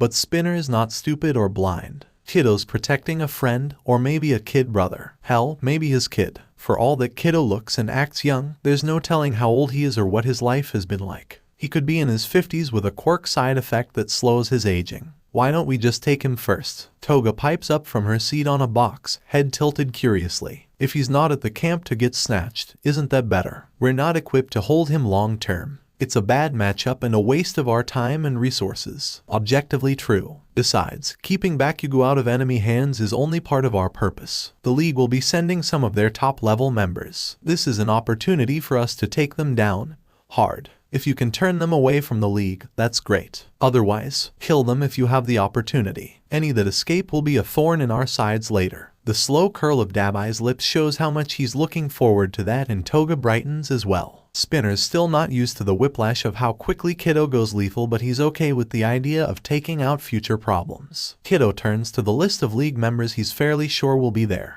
They discuss each one's quirk, known strengths and weaknesses, and battle strategies. All in all, it's a useful few hours and Spinners feel pretty confident about the whole thing. Of course, plans fail the moment one meets the enemy, but they've got plans B through 𝗪𝐶 to manage if things go tits up. As 𝗬𝗲𝗍 and Toga wander off, Spinner hangs back. He waits until 𝐭𝐸𝐻 notices him, then asks, "Why do you care so much about that Bakugo kid?" "Maybe I'm just a fan from the sports festival." The tone is flippant, but 𝐭𝐸𝐻's eyes are solid and steady on Spinner's own, daring him to push the issue, to find a reason to oust him. Surely not after 𝐭𝐸𝐻 worked so hard on their plans that inevitably involved him. He's some friend's kid. Spinner guesses and 𝐭𝐸𝐻 doesn't twitch. Old girlfriend's kid. Your kid? 𝐭𝐸𝐻's eyes crinkle like he's smiling, but the mask hasn't moved. Without looking, Spinner's hand goes to the hilt of his sword, but he doesn't draw. Yet, I'm nothing to him, 𝐭𝐸𝐻 says, and Toga would have probably bought it. 𝗬𝗲𝗍 maybe. But Spinner notices what he didn't say. 𝐭𝐸𝐻 is nothing to Bakugo, but that doesn't mean Bakugo's nothing to him. Knowing he's already risked going this far, Spinner lets it drop. Fine. 𝐭𝐸𝐻 doesn't want to talk. Wants to make a personal issue everyone else's problem. Fine. It's still more action than Spinner was seeing before he joined up, and he's still pretty sure it'll be a net positive for the kind of change he desperately wants to see in the world.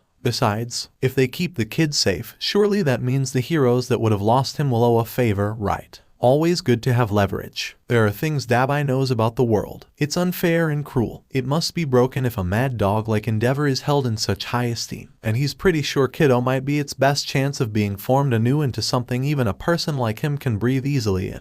That's the only reason 𝗬𝗲𝗍 is here in a forest, staying out of sight of a bunch of brats trying to scare each other while patiently waiting for an enemy to arrive. Between Jiren and 𝗏𝗏, they'd gotten a roster of names and quirks, but 𝗏𝗏 had admitted there were unknown factors that couldn't be accounted for. Something about changes in routines, changes in probabilities, all sorts of things tumbling freely out in muttered snips that 𝗬𝗏𝗧𝗏 doesn't have the patience to sort through. It's not like 𝗏𝗏 doesn't summarize his thoughts eventually anyway. 𝗬𝗏𝗧𝗏 had been aimless for years before taking up 𝗏𝗏's offer. Now his goals feel entirely attainable and he doesn't even have to do it alone. That's the deal. The League of Villains goes down first, then he will finally be able to rid himself of even the memory of endeavor. Victory is so close he can taste it. There's no feeling when fire comes to life in his hands, but the light convinces him it's really there. 𝗬𝗏𝗧𝗏 sets his fires carefully, letting the super hot flames catch and cool to a smoldering gold once he stops pumping power into it. There hasn't been a drought, so it takes a while for the trees and plants to really start burning, but he makes his way around their arbitrary barrier line dutifully. The eventual investigation will know this is arson, but there's no reason to let the kids and heroes in on the joke. Smoke and steam from the burning start to waft up above the tree line as he goes, half concealed by the dark sky. But the smell is sure to reach the camp quickly. They're downwind and there's a pretty steady gust feeding his flames. He straightens up from his crouch when he smells the very faintest hint of gas in the air. Dingo. Seems like his target has arrived. Digging his gas mask out of his pocket, 𝗬𝗏𝗧𝗏 puts it on and then starts hunting. 𝗬𝗏 stops mid-step while taking his students to Vlad King for their supplementary lesson as something catches his attention.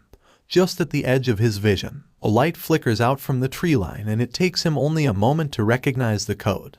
Danger, go to Vlad King. If any of you leave the building while I'm gone, I'll expel you, he says and ignores the whining of the failing students as they step inside. His hackles are already raised before the door closes behind them and he raises a hand to his scarf as he spots a short figure walking his way. What do you want, kiddo? He asks, watching the villain slide a small pocket mirror away into his hoodie pocket. The League of Villains is gearing up for an attack on your students that's going to start in the next 10 minutes, 𝗏𝗏 says in the most uncomfortably casual tone 𝗬𝗏𝗏 has ever heard for a situation like this. I have my people looking for them, see if we can't slow them down or take them out first, but I need your help with one. So far, 𝗏𝗏 has never lied to them as far as anyone can tell, but that doesn't make this any more believable. There has seemed to be some kind of power struggle starting to pick up between 𝗏𝗏 and the League though, so maybe it's enough for 𝗏𝗏 to proactively involve himself. Why would I help you? 𝗬𝗏𝗏 still asks. Because if we don't take Muscular down quickly, he'll tear a path through every one of you heroes and the students. There will be deaths. Muscular. His mind immediately flashes through all the information he knows about the infamous villain. A rank murdered the duo of water hose, but that was simply the most recent of his crimes. Quirk involved manipulating his own muscle fibers to give himself monstrous strength. If it helps convince you, the villain adds after a moment, he'll start with Mandalay's boy. 𝗏𝗏's styled himself far more like a vigilante, but that doesn't mean 𝗬𝗏𝗏 will trust him. It is easier to give him the benefit of the doubt, however. Where? Up the mountain. There's a cave the kid likes to hang at. 𝗬𝗏𝗏 doesn't ask how 𝗏𝗏 knows that. He won't get a decent answer. Instead, he just nods and the two of them speed off towards it. They don't have a trail to follow, but 𝗏𝗏 seems to know exactly where he's going. If this isn't on the level, 𝗬𝗏𝗏's not sure he'd get out scot-free from a trap, but he wouldn't be able to forgive himself if something happened to that kid. The fires should get the Pussycat's attention quickly, 𝗏𝗏 says as they run through the dense trees. Some villains are set to attack them and the students soon, but my teammate will be right on their tail. Fires, but 𝗬𝗏𝗏 can pick it up faintly already, a rich smell not unlike the camp stoves they'd used the last few days to cook. He grits his teeth and ups his running pace as much as he can without exhausting himself. Why did you even get me involved then? He asks and 𝗏𝗏 laughs. None of my crew or yours is a good match for Muscular's quirk, so the best solution is to take it away from him, right? It makes sense and that pisses 𝗬𝗏𝗏 off to no end. They find a rocky trail that 𝗏𝗏 turns down without hesitation, 𝗬𝗏𝗏 hot on his tail. Every second it takes to get there grates on him further and further. I'm giving you permission under my situational authority to use your quirk in this fight with Muscular, and this fight alone.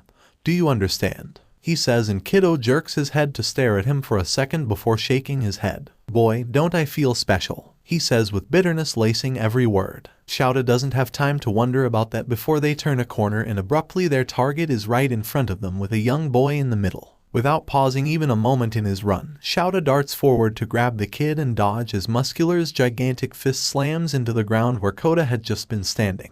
A second later the villain is snarling as 𝗬𝗏𝗏's quirk activates and his body shrinks down again. What the fuck? Kiddo's fist interrupts him, landing a solid hit without Muscular's quirk to soften the blow.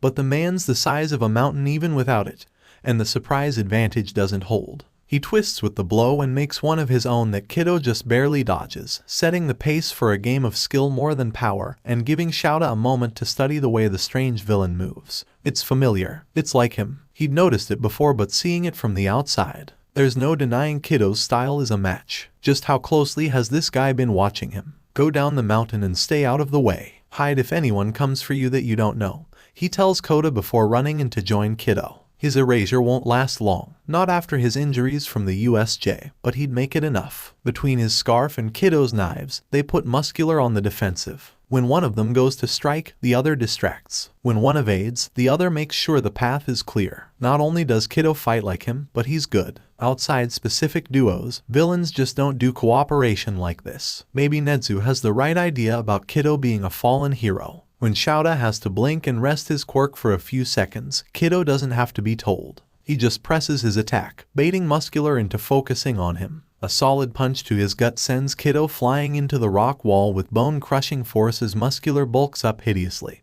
But then 𝗧𝗏's back in the fight and able to give Kiddo a few precious seconds of his own to recover his breath. Reaching for his face, Muscular only manages to graze Kiddo and tear the mask away, but all it nets him is a deep cut across his chest. He knocks 𝗧𝗏 off his feet, but the scarf wraps around his arm as 𝗧𝗏 uses it to both pull himself back up and throw Muscular into the rock wall the same way he had Kiddo. The villain's used to falling back on his sheer power, not technique or skill, and that's something both 𝗧𝗏 and Kiddo have in spades. Muscular starts getting desperate and his strikes become less coordinated, more wild. They're harder to predict but easier to evade, and then 𝗧𝗏 gets a break. His scarf wraps tight around the villain, pinning one arm to him and tangling up his legs. Muscular hits the ground and yells as he tries to use the scarf to drag 𝗧𝗏 in.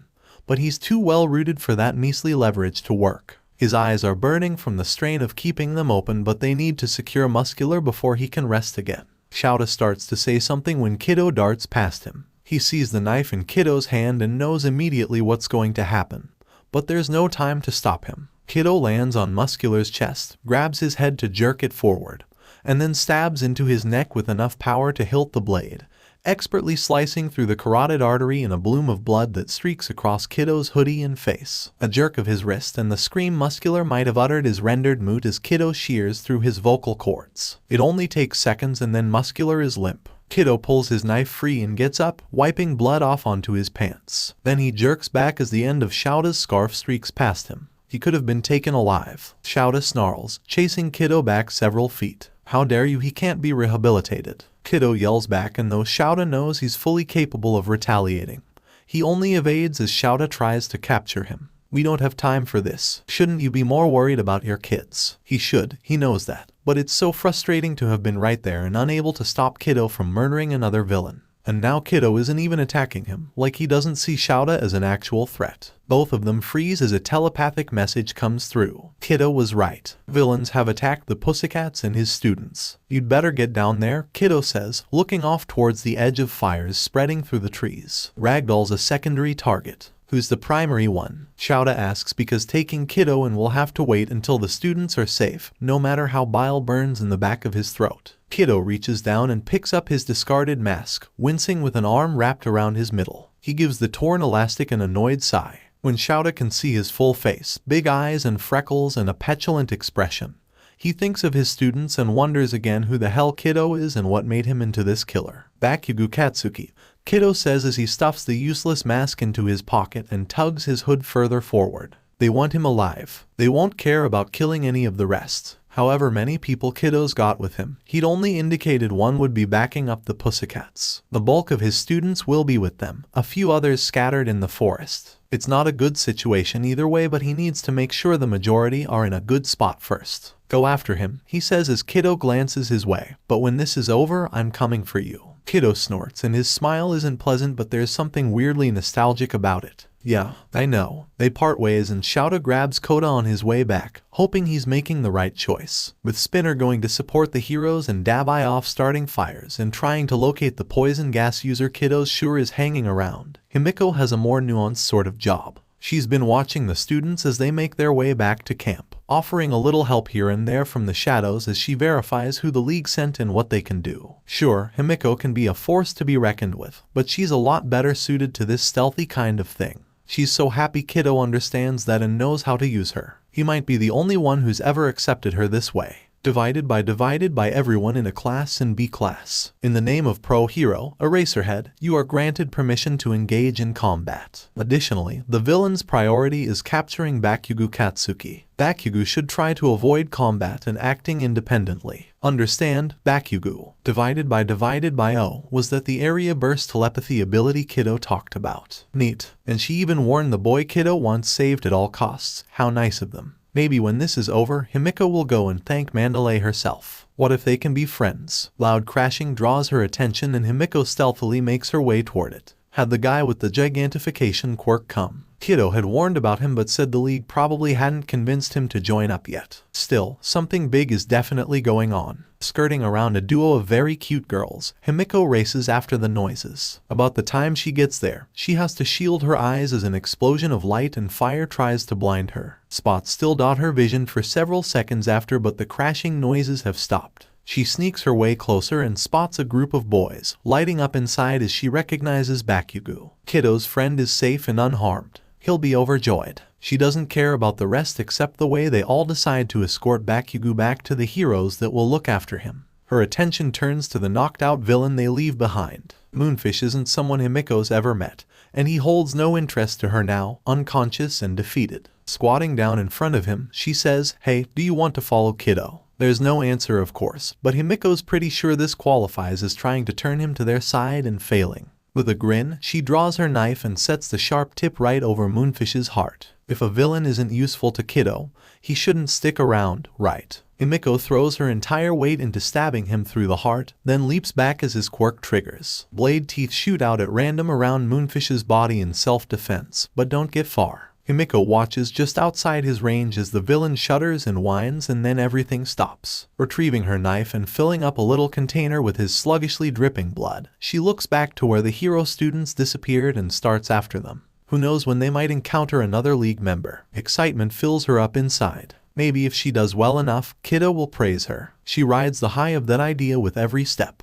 It does not think. It does not feel. It is. It is not. Go that direction and fight until a warp opens. It has not felt a warp open. It goes. The trees get less dense as it passes them. It sees light. It keeps going. It sees moving things that are not its master. It will fight. Oh, that's just great, Spinner thinks to himself as he dodges one of Twice's stupid clones. He gave up trying to talk to the guy and Magna straight up tried to murder him for trying to get between her and one of the stupid heroes 𝗧𝗏 wants to keep alive, so Spinner's maybe a little on edge. And then the 𝗏𝗏 shows up and he is done. The kids have evacuated into the camp building, so it's just him, the Pussycats, Eraserhead, and enemies that suddenly seem a lot more confident now. If he lives through this, he's punching 𝗧𝗏 in the face. He's pretty sure he's earned that much. Do you know anything about what that one can do? Eraserhead asks, and Spinner wants to laugh and scream at how frustrating it is to have one of these stupid, overhyped heroes talking to him like they're on the same side. Do I look like the boss? No, I don't know. Probably super strength, that one's popular. If Eraserhead sided him, Spinner would tear out his spine. He doesn't, more's the pity. Tightening his grip on his sword, Spinner gets himself ready to start the frontal assault. He'd decided to follow 𝗧𝗏's will, and right now, all he can do is survive long enough for 𝗧𝗏 to accomplish his goal. Wait, this guy here means 𝗧𝗏's around, doesn't it? Twice asks, looking towards Magna and then scoffing.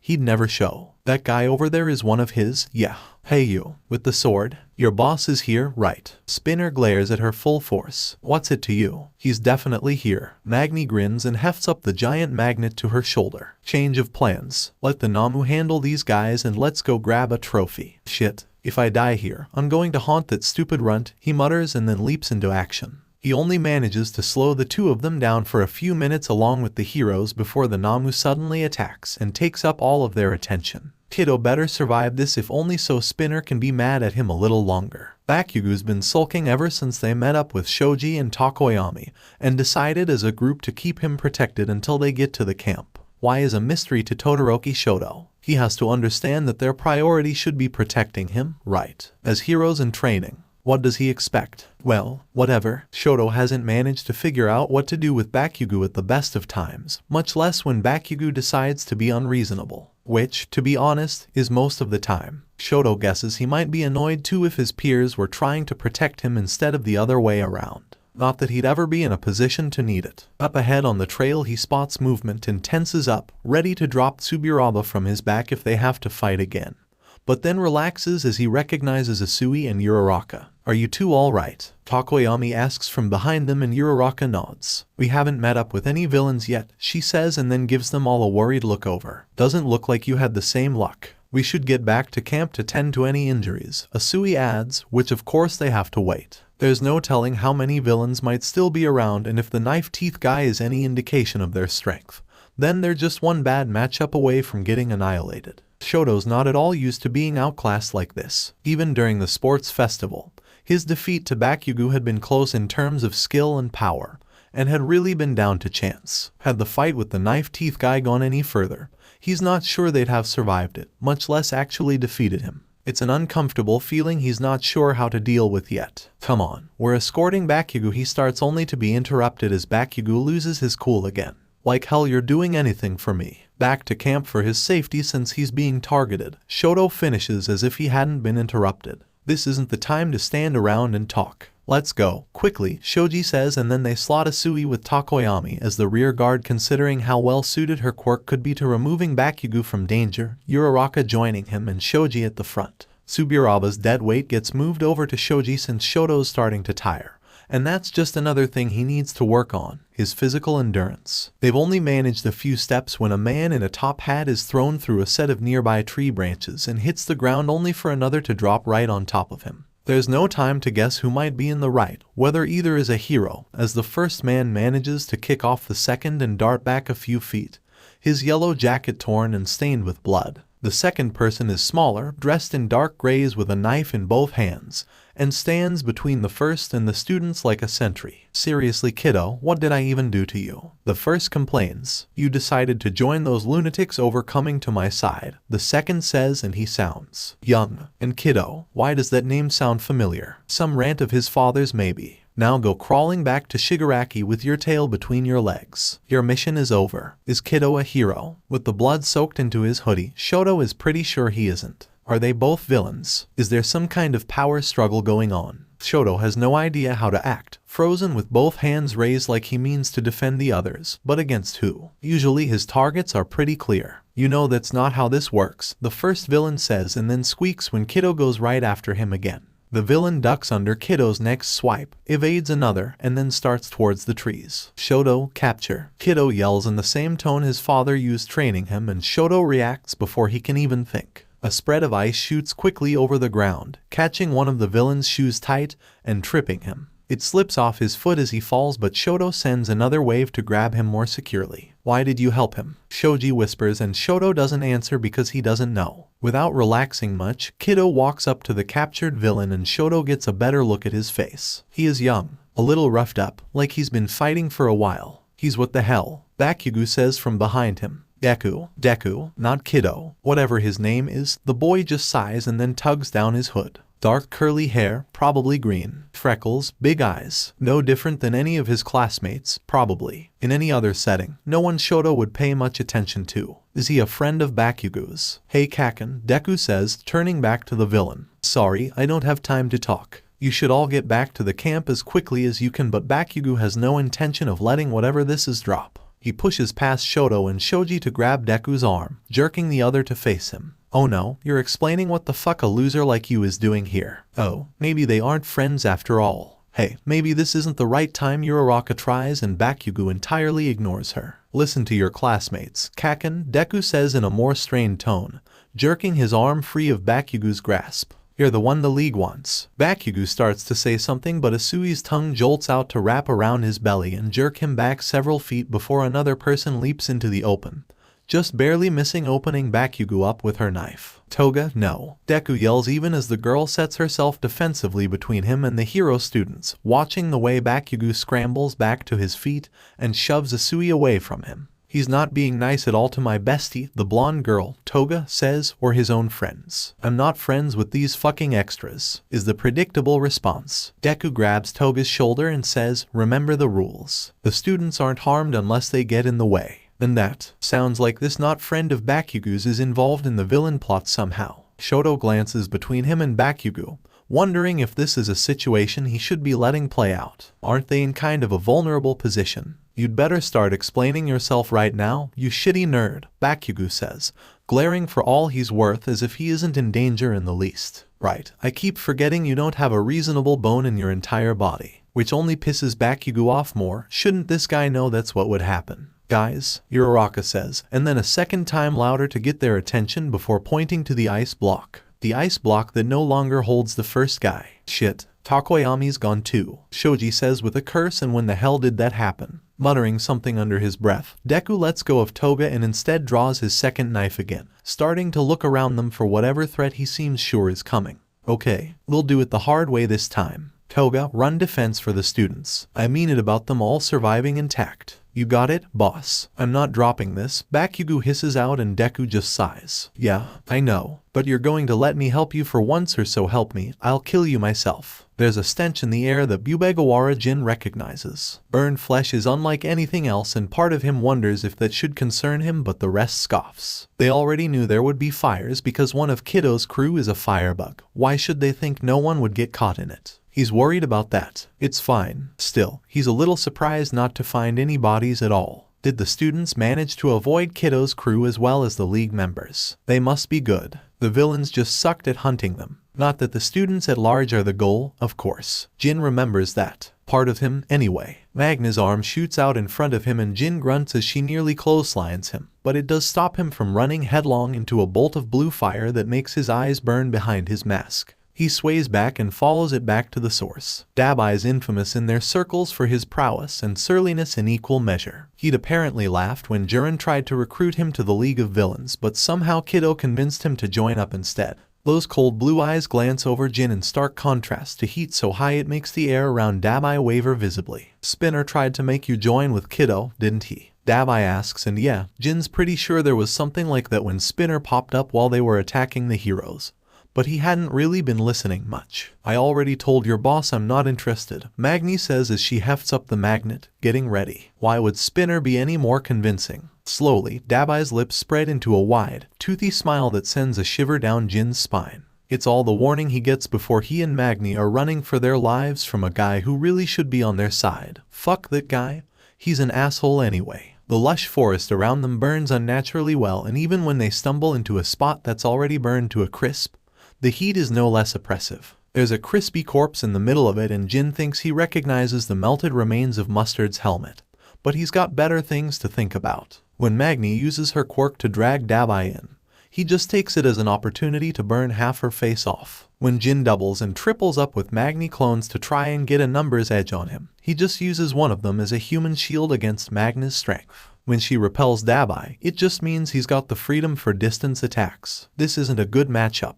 This is really bad. They'll be fine. A few more of the Magni clones, was the original in that mess, melt out of existence while Jin tries to think of some way to counteract the powerhouse 𝗬𝗲𝗍 is proving to be. Fire quirks are ridiculously versatile, and 𝗬𝗲𝗍 seems to have trained extensively in how to use his in the most devastatingly skilled ways. Jin can't keep up, so the only thing he can do is hope they whittle down his energy. An active quirk like that has to be absolute murder on available calories. Then Jin freezes as he spots 𝗬𝗲𝗍 behind who he's pretty sure is the real Magni through the haze of thick smoke and refracted blue light. There's no time to prevent it. Almost as soon as a warning wells up in Jin's mouth, 𝗬𝗲𝗍's fingers curl around Magni's throat from behind, and then Magni is no more. She doesn't even have time to scream before her throat is blackened by blue flames. Her scorched form seems to drop in slow motion before Jin's eyes. No mud, it's really her. One to go, 𝗬𝗲𝗍 says, and the moment is instantly broken. Magni clones flood the clearing, giving 𝗬𝗲𝗍 a target to concentrate on while Jin makes a run for it. Taking down Kiddo's crew isn't the mission, and letting 𝗬𝗲𝗍 kill him in an attempt to do so would be the height of stupidity. He still wants to. Rage at Magna's loss boils within him because while they hadn't known each other that long yet, they'd still been friendly.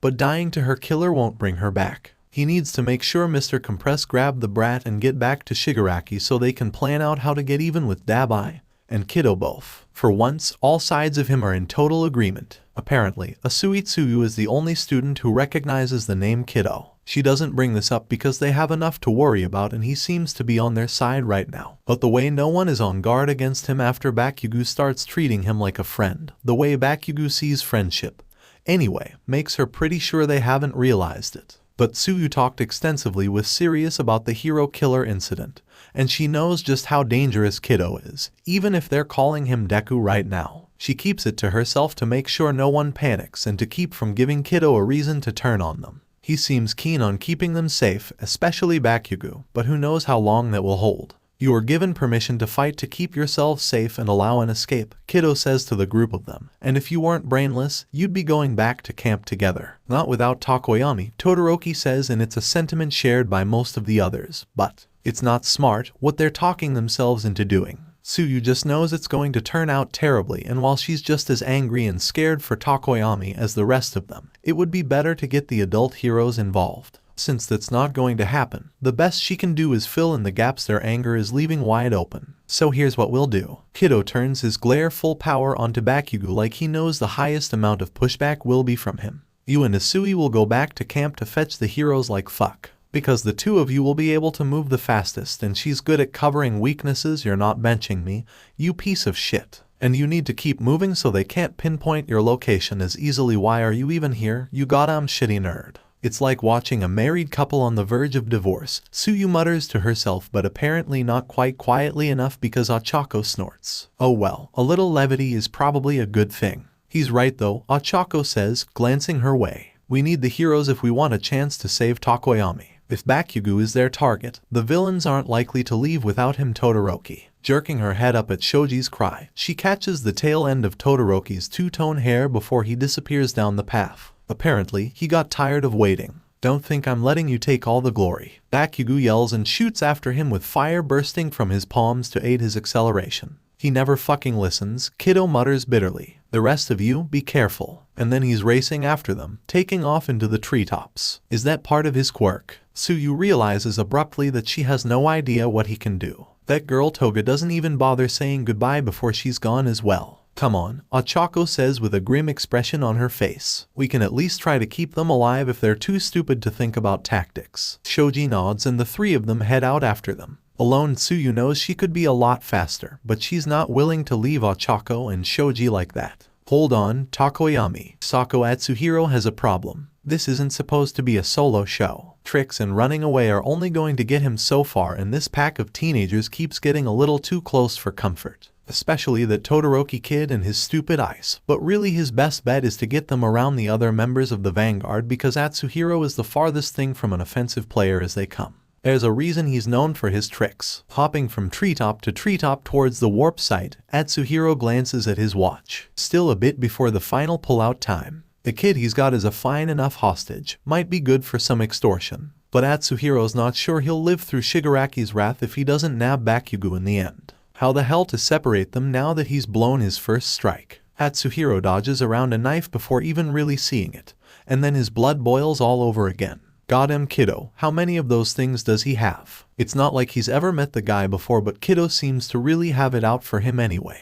His thoughts go to a standstill as Kiddo himself slams bodily into him, knocking both of them out of the sky and to the ground hard. Atsuhiro doesn't wait to catch the breath knocked out of him before shoving Kiddo back and escaping another swipe of his knife. The sharp ache in his chest is probably a bad sign of injury, but Atsuhiro doesn't have time to take stock of it. Not when Kiddo's matching him move for move like some deranged beast. Drop the student, Kiddo says with cold calm even as he tries to tear into him with knives that seem more like a built-in extension of his hands than separate tools. The moment Atsuhiro dodges past one of his strikes, he's got to dodge that crazy blonde girl as well. And why are all these kids using knives? Is advanced knife wielding a new trend? What happened to good, old-fashioned battle quirks? They're close to the rendezvous spot, but he hasn't noticed any sign of the others. Had they all already been taken down, or are they still fighting? Their plans must be seriously fucked over if he's the only one that got this far. At least it's only Kiddo and the girl that were quick enough to keep up with him. If the rest of those brats catch up and suddenly he's not fighting alone anymore, he doesn't know what Twice has been up to, but at least the guy knows to plunge headfirst into backing him up. even if it's just 3 more 𝗵𝘃𝗀𝗃 he now has to work around and not someone with a little more firepower. At least it's some kind of relief. With Twice helping, Atsuhiro's able to get some distance and vanishes into the trees. Hopefully Twice will be able to keep Kiddo and the blonde occupied long enough for Atsuhiro to nab Bakugo. He makes his way back towards the group of students with every ounce of stealth in his body. The first 2 he meets up with are Todoroki and Bakugo, both of them using their quirks to move faster and burning through their energy reserves before the fight can even start like rank amateurs. It's precious. The others are probably several minutes behind if Atsuhiro's lucky. He rounds behind the 2 distracted students, matching pace, and then reaches out for Todoroki's back. The same second Todoroki compresses down into a marble, Bakugo twists and blasts Atsuhiro in the face. That bastard. He'd taken out Todoroki first because the ice is a pain to deal with, but now he's on the run as Bakugo mercilessly drives him back with non-stop explosions, and no wonder Shigaraki thought this kid might make a good villain. What kind of hero has a quirk for exploding?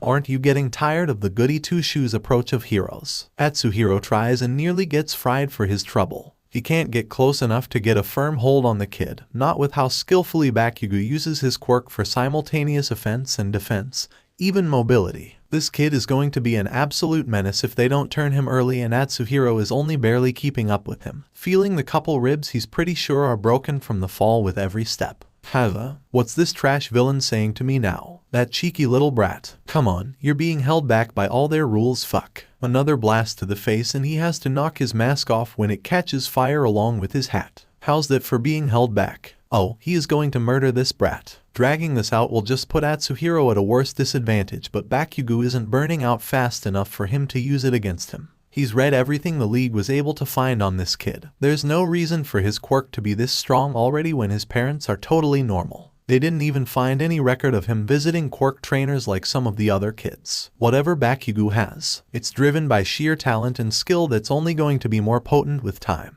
If they don't turn him, Shigaraki better kill him. That is, if Atsuhiro doesn't first. From further down the path comes an uneven chorus of Bakugo, and it's the split second of distraction Atsuhiro's been waiting for. He makes contact and compresses the kid faster than he's ever done it before. Cries of dismay are music to his ears. Atsuhiro chuckles and gives the kids a careless grin as he leaps up back into one of the trees, careful not to wince as it jostles his beaten body. Can't let the audience know he's hurt. As much fun as all this has been, we're out of time, he says cheerfully, then has to start fleeing as the frog quirk girl takes a stab at him, her tongue narrowly missing his arm. Before he's even on the ground again, Atsuhiro taps his ear to open the radio. Vanguard Action Squad, he greets. Target successfully collected. It was just a short while, but with this, our show has come to a close. As arranged, head to the retrieval point in the next 5 minutes. However, many of them are still alive anyway. Atsuhiro takes his leave of the kids and goes to see how Twice is doing. Himiko doesn't hear it, but she notices immediately when her enemy gets some kind of signal to withdraw. 2 of the clones go down pretty quickly, but the last one gives her some trouble as Kiddo concentrates on the main guy. And oh, Kiddo's face. She could die, he's so cute. He looks so much younger than she thought he'd be. Perfect age for her. When this is over, he better let her ruffle his hair. Just because she's pretty sure he could kill her with barely a thought doesn't mean it wouldn't be worth it. The last clone finally melts down to mud and Himiko watches Kiddo and Twice running around each other nearby. No more clones, just his razor-sharp tape. Is he getting tired? There's got to be a limit to how many clones he can make in a day, right? Well, good for them, but doesn't that mean they have to kill him now? He seems super friendly. Getting closer, she can hear them talking anytime Kiddo gets in close to Twice, but not quite what they're saying. Surely Kiddo's making his case. If Twice joins up, that's one more step towards getting rid of the League of Villains Kiddo hates so much. And a new friend, too. Movement catches her attention and oh hey, it's the compression guy. Definitely the real one, maskless as he is. Get the marbles from him. Kiddo yells and then doubles over as Twice gets him in the gut with a well-aimed kick, but Himiko will think about that later. It's not like he'll go down for good. Turning on a dime, Himiko starts after Mr. Compress. Kiddo had been particularly pissed off when he realized the real deal wasn't still there with the clones, but they couldn't exactly go after him. How nice of him to come to her instead. Himiko narrowly misses slicing through his Achilles tendon, but it's still enough to trip Mr. Compress up. She's able to grab onto his coat and uses it for leverage to drag herself in. Checking one pocket and finding nothing, she reaches for the second and then jerks her head to one side to avoid his flailing elbow. The second pocket is checked and then she has to disengage to keep from getting marbled herself, but now there's a couple tiny blue beads in her hand. Jackpot, except she loses them a second later to the frog girl as that guy with all the extra appendages races past her to engage 𝗵𝘃𝗵𝗏. "Oh hi," she greets, ignoring the tense look on the girl's face. "Ah, so cute. Those are mine. We're not letting you have our friends," the girl says, gripping the marbles tighter like she means to keep them forever. "That just means we have to be friends, then we can all have each other." It seems like sound logic to Himiko, but the girl is less than pleased. What was her name again? Oh, Himiko's terrible at this. Wait, wasn't there another girl with her last time she saw them? A tap to her back and Himiko's body suddenly goes weightless as she starts to lift off the ground. She tumbles back, slashes, but the little hero in training is quick. All Himiko can do is float and watch as the gravity user disregards her entirely for 𝗵𝘃𝗵𝗏. It's kind of impressive if Himiko's honest with herself, even if a little annoying. They're on the same side right now. The fight with 𝗬𝗏 is going about as well, but Kiddo can take care of himself and 𝗬𝗏 seems more interested in escaping than trying to kill him. It's not like she can really help right now. The height does mean she's the first one to see a purple cloud open up and that warp guy steps through. Uh-oh. Time, she yells out as loudly as she can, and maybe she can't hear Kiddo curse, but reading the tension that races through him is easy. She looks back down to the heroes and sees the frog girl Tsuyu. That's her name. How could she forget something so precious? Tsuyu's gearing up for a leap, so Himiko throws one of her knives to thud into the ground next to her. "Hey." Tsuyu looks up at her, startled and suspicious. "Get me over there." Himiko motions frantically towards the warp guy. "I'll distract him while you get any other marbles." For a moment, Himiko thinks she'll be ignored. Then a strong tongue shoots out to wrap around her waist and throw her towards the warper. She barely hears a call to 𝗧𝗏𝗄. Oh yeah, that was her name. So cute, before the weightlessness abruptly ends. Himiko twists herself in midair and comes down hard on the warper,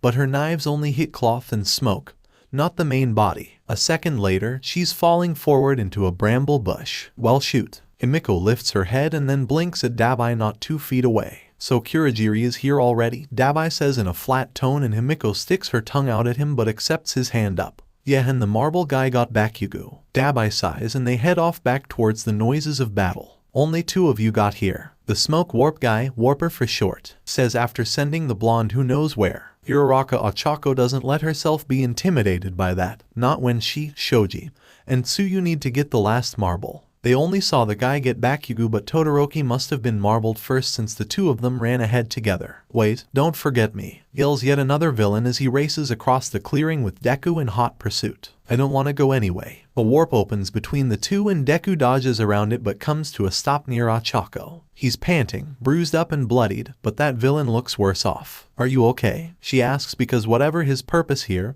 he's still helping them. "Doesn't matter." "Oh, hello again, kiddo," Warper says. The anger marring Deku's face only gets worse at the sarcastic wave he gives. "Sensei sends his regards. Tell him to eat shit and die." He turns to 𝗧𝗏𝗄 next and she freezes at the sheer presence he exudes. It reminds her of a high-level pro hero, locking up her body despite her exposure to the teachers. "How many of your classmates did he take?" "We the marble guy, she'll just call him Marbles," suddenly starts laughing, and Deku's expression turns murderous before he twists and runs at him headlong. More warps open, but Deku seems to be predicting where each will be and dodge around it just in time. That's not a pace he can keep up for long, and then he's a second too late, disappearing through dark mist. Somewhere not too far off, she hears an enraged scream. Shoji makes another pass at Marbles while he's distracted and then jumps back to put distance between them as a warp starts opening to drag him in. One of his hands is tightly clenched, and when he catches her eye, she's sure he's got the last of their missing classmates. He turns and starts towards her, calling out, "Uraraka, Asui, we're running now." They turn to make the escape, but 𝗧𝗏𝗄 happens to catch when Marbles smiles and her blood goes cold. "Were you successful?" Warper asks him, a warp opening up behind them that the last villain slips through immediately. Marbles opens his mouth, showing a last blue bead sitting on his tongue, and then takes it into his hand with a chuckle. "They seemed so happy that they apparently won. I thought I'd give them a present," he says cheerfully before snapping his fingers. The marbles in Tsuyu's hand burst free, becoming Tokoyami and Todoroki, while Shoji's ends up being a chunk of Todoroki's ice. "A dummy for the dummies. Confirm it," is Warper's only reaction. "Release the last one." Another snap and the last marble releases to show a bewildered-looking Bakugo for only a second before he's pulled through the warp. They failed. When Inko gets home that afternoon, The apartment is empty and all she finds is a note in the kitchen from Izuku saying he'll be spending the night with a friend. It's so rare an occurrence that Inko almost calls him to confirm, but she keeps herself from doing it. She already resolved to trust Izuku as far as she could. So, Inko settles in for a peaceful evening. She catches up on her reading, watches some mindless television, and tries to convince herself that she isn't losing her son a little more each day. He's a teenager, she can't be hanging on to him like a toddler. Those days, wonderful as they'd been, are over. She has to let him figure out how to live his own life. That thought stays with her until she's gone to bed. Then she's startled out of her skin as her front door opens with a crash. The only reason she doesn't panic over possible robbery is hearing her boy's frantic call of, "Mom." Izuku. Inko rushes out of her room and Izuku plows right into her, nearly knocking her down. His face presses tight to her shoulder, arms wrapping around her as her own settle around him more from routine than will. "Honey, what's wrong?" He squeezes her tighter. "I need you to promise to tell the truth." "What?" Honey, I won't lie to you. Not to me, to the police." Alarm bells run riot in her mind as her chest suddenly feels 10 times too small for her lungs. Getting a grip on Izuku's shoulders, she pushes him back enough to see his face and is horrified by how beaten up he looks. There's blood on his face and clothes, tears in the cloth that must be over injuries. "What's going on? What happened to I don't have time then make time?" He flinches and then lets out a brittle little laugh that's nothing like her baby, nothing she recognizes. His face is pale, eyes glassy and pupils too big, and he's shaking under her hands. "You wouldn't believe me," he says, and she's caught between the urge to hug him and shake him until he stops saying such stupid things. "I can't stay, but I needed to see you. I needed to make sure you knew they were coming and wouldn't try to hide anything to protect me."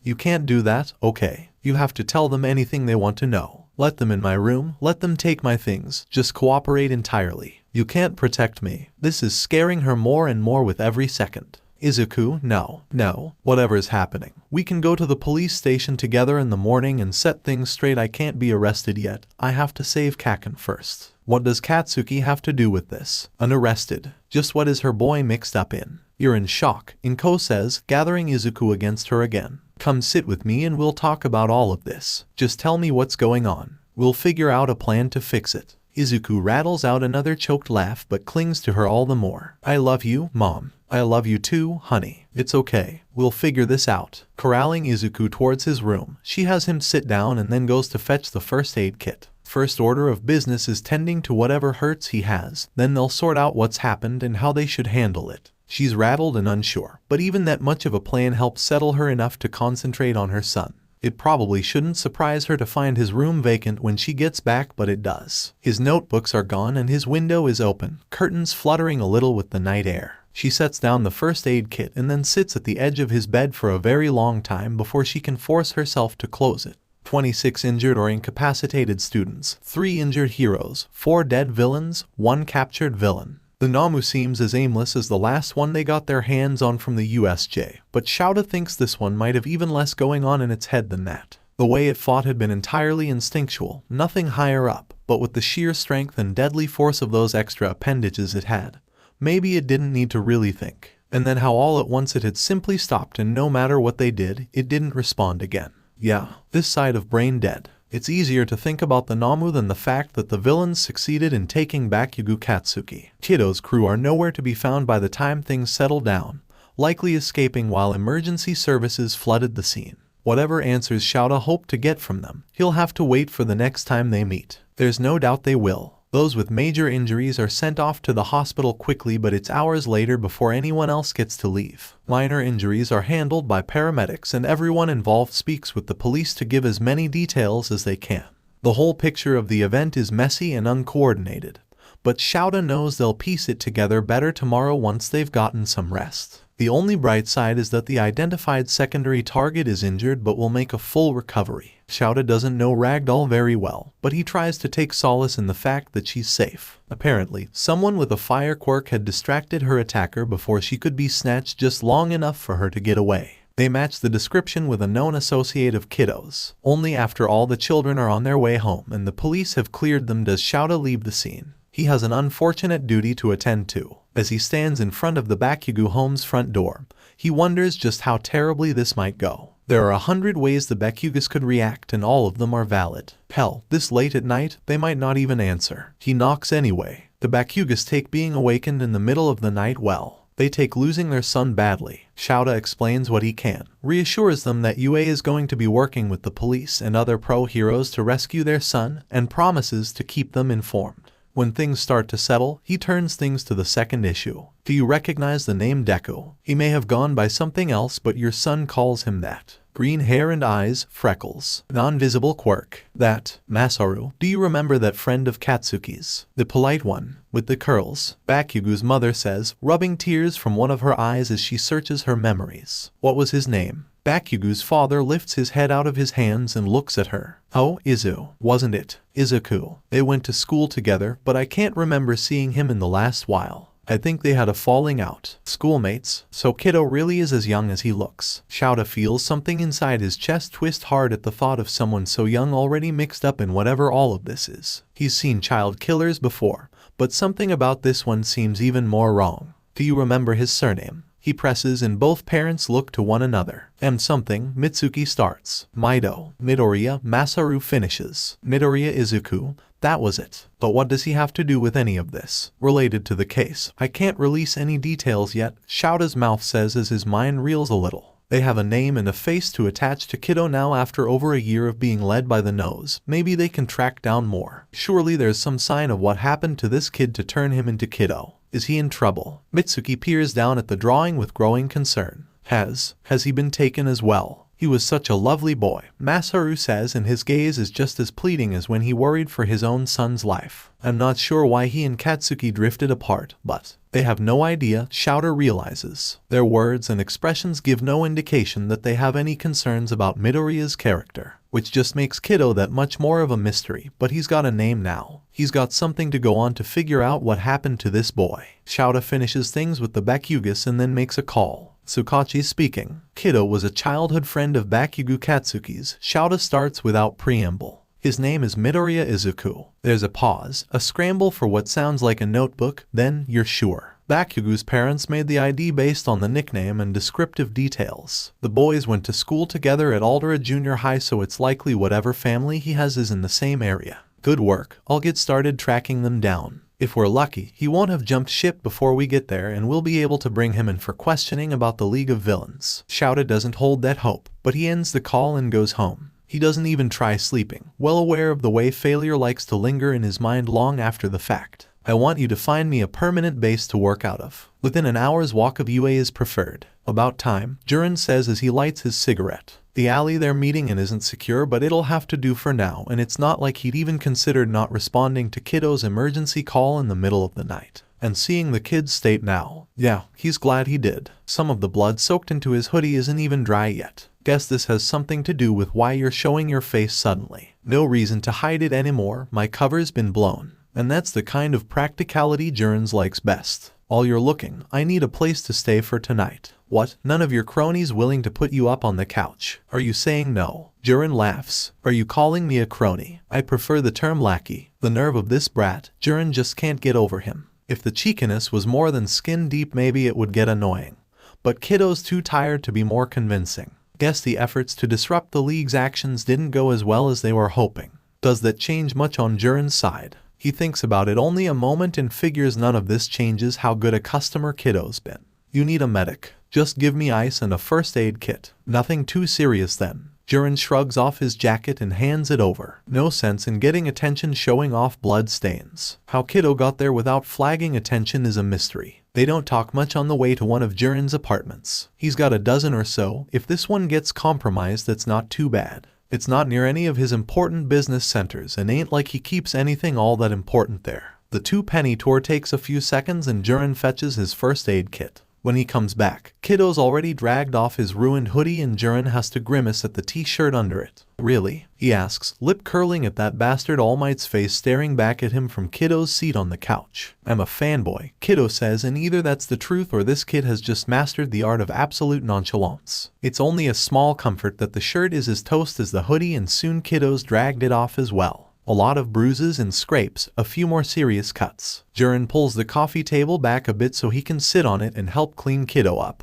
They don't talk through the whole process. Soon enough, Kiddo's gone to carefully bathe around the bandages and Jiren's trying to find anything there that won't swamp the kid. He's got some sweatpants with a waist tie and one of his undershirts, but he's pretty sure there's a shopping trip in his future considering all Kiddo came here with is a small backpack. The things he does for this brat, finding a place for Kiddo to take as his own won't be that difficult. Jiren's a connections guy, it's why he makes the big bucks. But if Kiddo's getting serious, 3 subordinates and a broker won't cut it. They need some security, dedicated supply lines, or hell, just actual uniforms. He's had a few ideas on support items that might keep Kiddo alive a little longer, especially since he seems set on going up against the underlord of the criminal world himself. If Jiren had any sense, he'd drop Kiddo before he gets dragged under with him. But he's already in this deep and maybe the brat is growing on him. There's just something about Kiddo that's hard to look away from. Jiren, Kiddo calls, dressed in clothes that are far too big for him, freckled face uncovered and wet hair hanging in an unkempt heap. Short, young, covered in bruises like he'd been on the bad end of a schoolyard bully's boredom. He looks like someone's clout-chasing kid brother until you actually look him in the eye, and then the rest doesn't really matter anymore. You ready to start taking things seriously? He asks, even though he knows the answer. Kiddo smiles and there is nothing friendly or even a little kind to it. I have a friend to rescue first, but after. Kind of dangerous to leave a loose end like that. Rescuing the buddy is a clear sign that Kiddo's got a weakness to exploit. Think of it as more of a warning, Kiddo retorts, his grin slowly widening. I want everyone to know what happens when someone touches my things. The shiver that runs down Jiren's spine is exquisite. For the records of Aldera Junior High, Midoriya Izuku lives in Nisutafu with his mother, Inko. He maintained stellar grades while there and had no history of delinquency. Naomasa is able to confirm his current enrollment in high school with similar results. There's nothing in the police records about either Izuku or his mother being involved in any kind of trouble, not even the slightest suspicion. Izuku's father, Hisashi, is similarly clean, but the last Naomasa can find about him is a missing persons report from 6 years ago. Inko doesn't appear to have petitioned for him to be declared dead despite what looks like a generous insurance payment waiting for her and her son. It's a leap, but if the father had disappeared on purpose for some kind of nefarious purpose, perhaps he'd found a way to drag Izuku in with him, and that's what started all this Kiddo business. Getting the child to clear out the competition. But Naomasa has no evidence and frankly, the theory doesn't really fit what they know of Kiddo. Maybe he just doesn't want to believe a 16-year-old boy is capable of the controlled mayhem Kiddo has wrought. In any case, he can't put this off any longer. The officer he'd sent to watch the apartment after Aizawa's message last night hadn't seen any sign of anyone leaving the apartment, but they hadn't been able to verify who was in there either. Naomasa steels himself for anything and rings the doorbell. Izuku's mother certainly resembles both the updated sketch they'd gotten from the training camp attack as well as his student photo from the school. Her big eyes reluctantly lift to his face with the heaviness of a woman waiting to be led to the gallows. Midoriya Inko, I'm Detective Naomasa Tsukachi. May I have a moment of your time? She looks like she'd rather nothing less, but Inko lets him inside and even nervously goes to make tea despite his insistence he doesn't need it. The apartment is small but comfortable, well loved, taken care of, with little touches of the family all over it. It could belong to any number of entirely normal families. Naomasa's eyes catch on several photographs showing a laughing, smiling boy with curls and absolutely no worries. It's hard to imagine he's the same one that's being accredited with assisting in and perpetrating 4 murders that they know of so far. This is about Izuku, Inko says as she sets the tea tray down on her kitchen table, gesturing towards a chair. It is, Naomasa confirms, sitting down across from her. Did he warn me you would be coming? Inko doesn't look at him, eyes on her mug as her hands carefully cup around it. He told me to be honest with you. Truth. That could be some kind of code, something that told her just what she could talk about, how much she could reveal, but what else did he tell you? To answer any of your questions, let you in his room, or take anything you ask for. Truth. It sounds like she'd been instructed to be entirely cooperative, but Naomasa is sure there's more. He just doesn't know how much. Do you know what he's been doing? I know he has a study group after school and he used to take self-defense classes, but he asked to stop them recently. He said he can take care of himself now. Truth, at least as far as she knows. That was the problem with questioning people about other people. A truth reading is only as good as the speaker's own knowledge and beliefs. Making a mental note to look into the study group and class, Naomasa decides it's time to break through the ice. I'm afraid I need to inform you that your son has been involved in villainous activities over the last year that led to the deaths of 4 people and injuries to dozens more. Inko goes still, her eyes widening and face draining of color. When she lifts her head to look at him, he's struck by the sheer level of pleading in her gaze. What? She asks, her voice small and faint.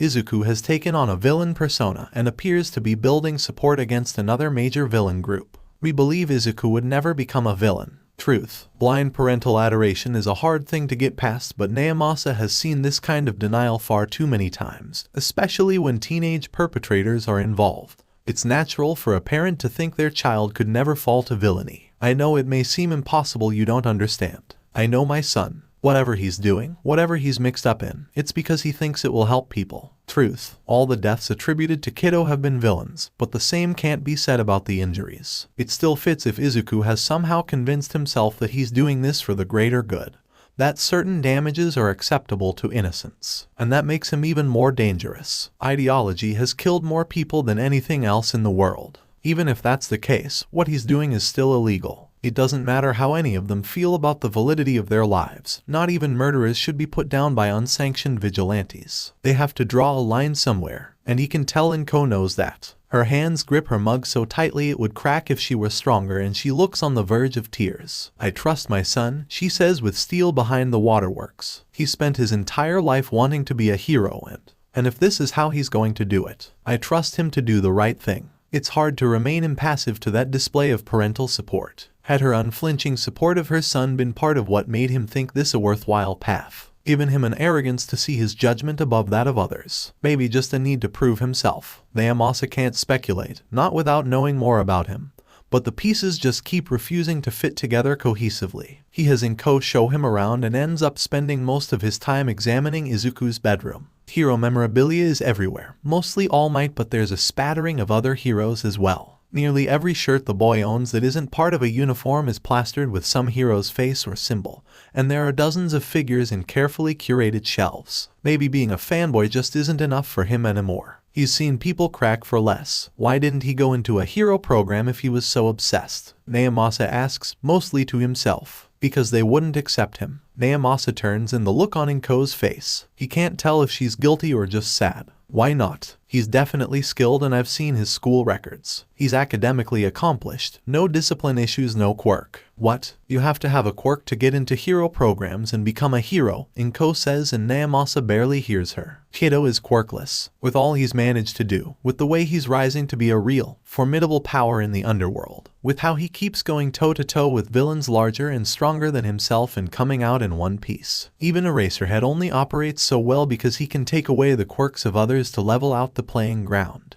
How on earth is a quirkless teenager convincing high-level villains to follow him? You're sure? He can't help but ask. Inko nods solemnly. When he was 4 and hadn't shown any sign of a quirk, we saw a doctor. He has the extra toe joint, which is pretty concrete evidence of a lack of a quirk. Damn, he really is quirkless. And, in some ways, that makes Kiddo even more dangerous. If he's gotten this far on his wits and learned skills alone, who knows what else he could be capable of with the kind of firepower his followers possess. In the end, Naomasa only takes photographs, and a 𝐒𝐭𝐚𝐲 so Izuku's DNA can be inputted into the database if they need to confirm his involvement later. He writes up a report and then doesn't submit it just yet. Sitting back at his desk, he's still reeling from what he's found out about Kiddo so far. It's maddeningly awful, the mix of facts and observations, the unknowns he still needs to find out. That they need to capture Kiddo is without question, but just what do they do with him after? A quirkless teenager isn't going to Tartarus, but if he's used to going up against quirked individuals, would a regular prison even be able to contain him?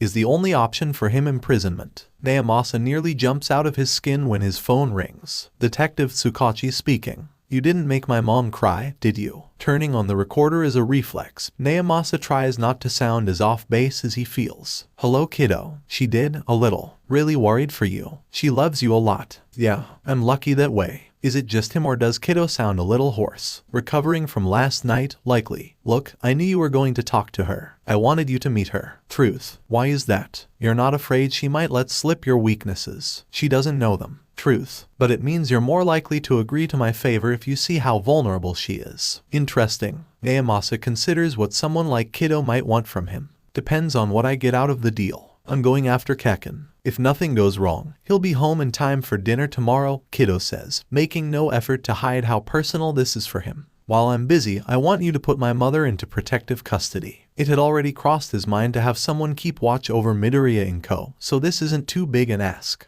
It's possible. And in return, what? Saving Kakin isn't enough. Well, I doubt you'd believe me if I said I'll kill all for one. The abrupt change from their comfortable exchange is like cold water flooding over him. He barely breathes for a few seconds, hand clenched tight over the receiver. Who do you think is behind the League of Villains? They hadn't pinned anyone for it yet, is the thing. They don't have enough information to even begin figuring out the backers for the League. It's still too early in the investigation. But all for one, he's been quiet for years. Naomasa had hoped he'd either quietly died or retired after they lost sight of him. You're certain? He asks, horrified at the implications. Yeah, but I need you to sit on that information. What? He doesn't realize he said it aloud until Kiddo responds. You blab about it and All Might will lose his shit. That doesn't mean he shouldn't be told. That is exactly what it means. Kiddo's voice is sharp like a blade, unyielding. It's not time yet. He goes up against All for One right now and All Might dies. Especially since I know he gave one for all to Mirio after the USJ incident. He's running on dregs. Truth. Naomasa covers his mouth with his hand, fighting horror and nausea. I need more time to weaken All for One's hold on the underground. Kiddo says with growing fervor. I've already started gelding the League, but all of this has just been the first stage. Until All for One loses faith in Shigaraki.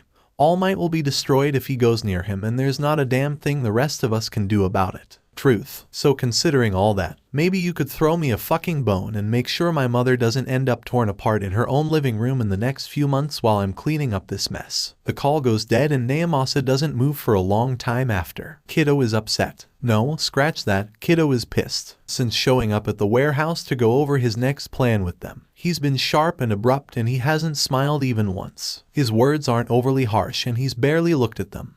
But Himiko can tell Spinner and 𝗬𝗲 notice it, too. It's in how neither of them asks questions. How their eyes flicker to the bulletin board barely at all as they keep watch on Kiddo instead.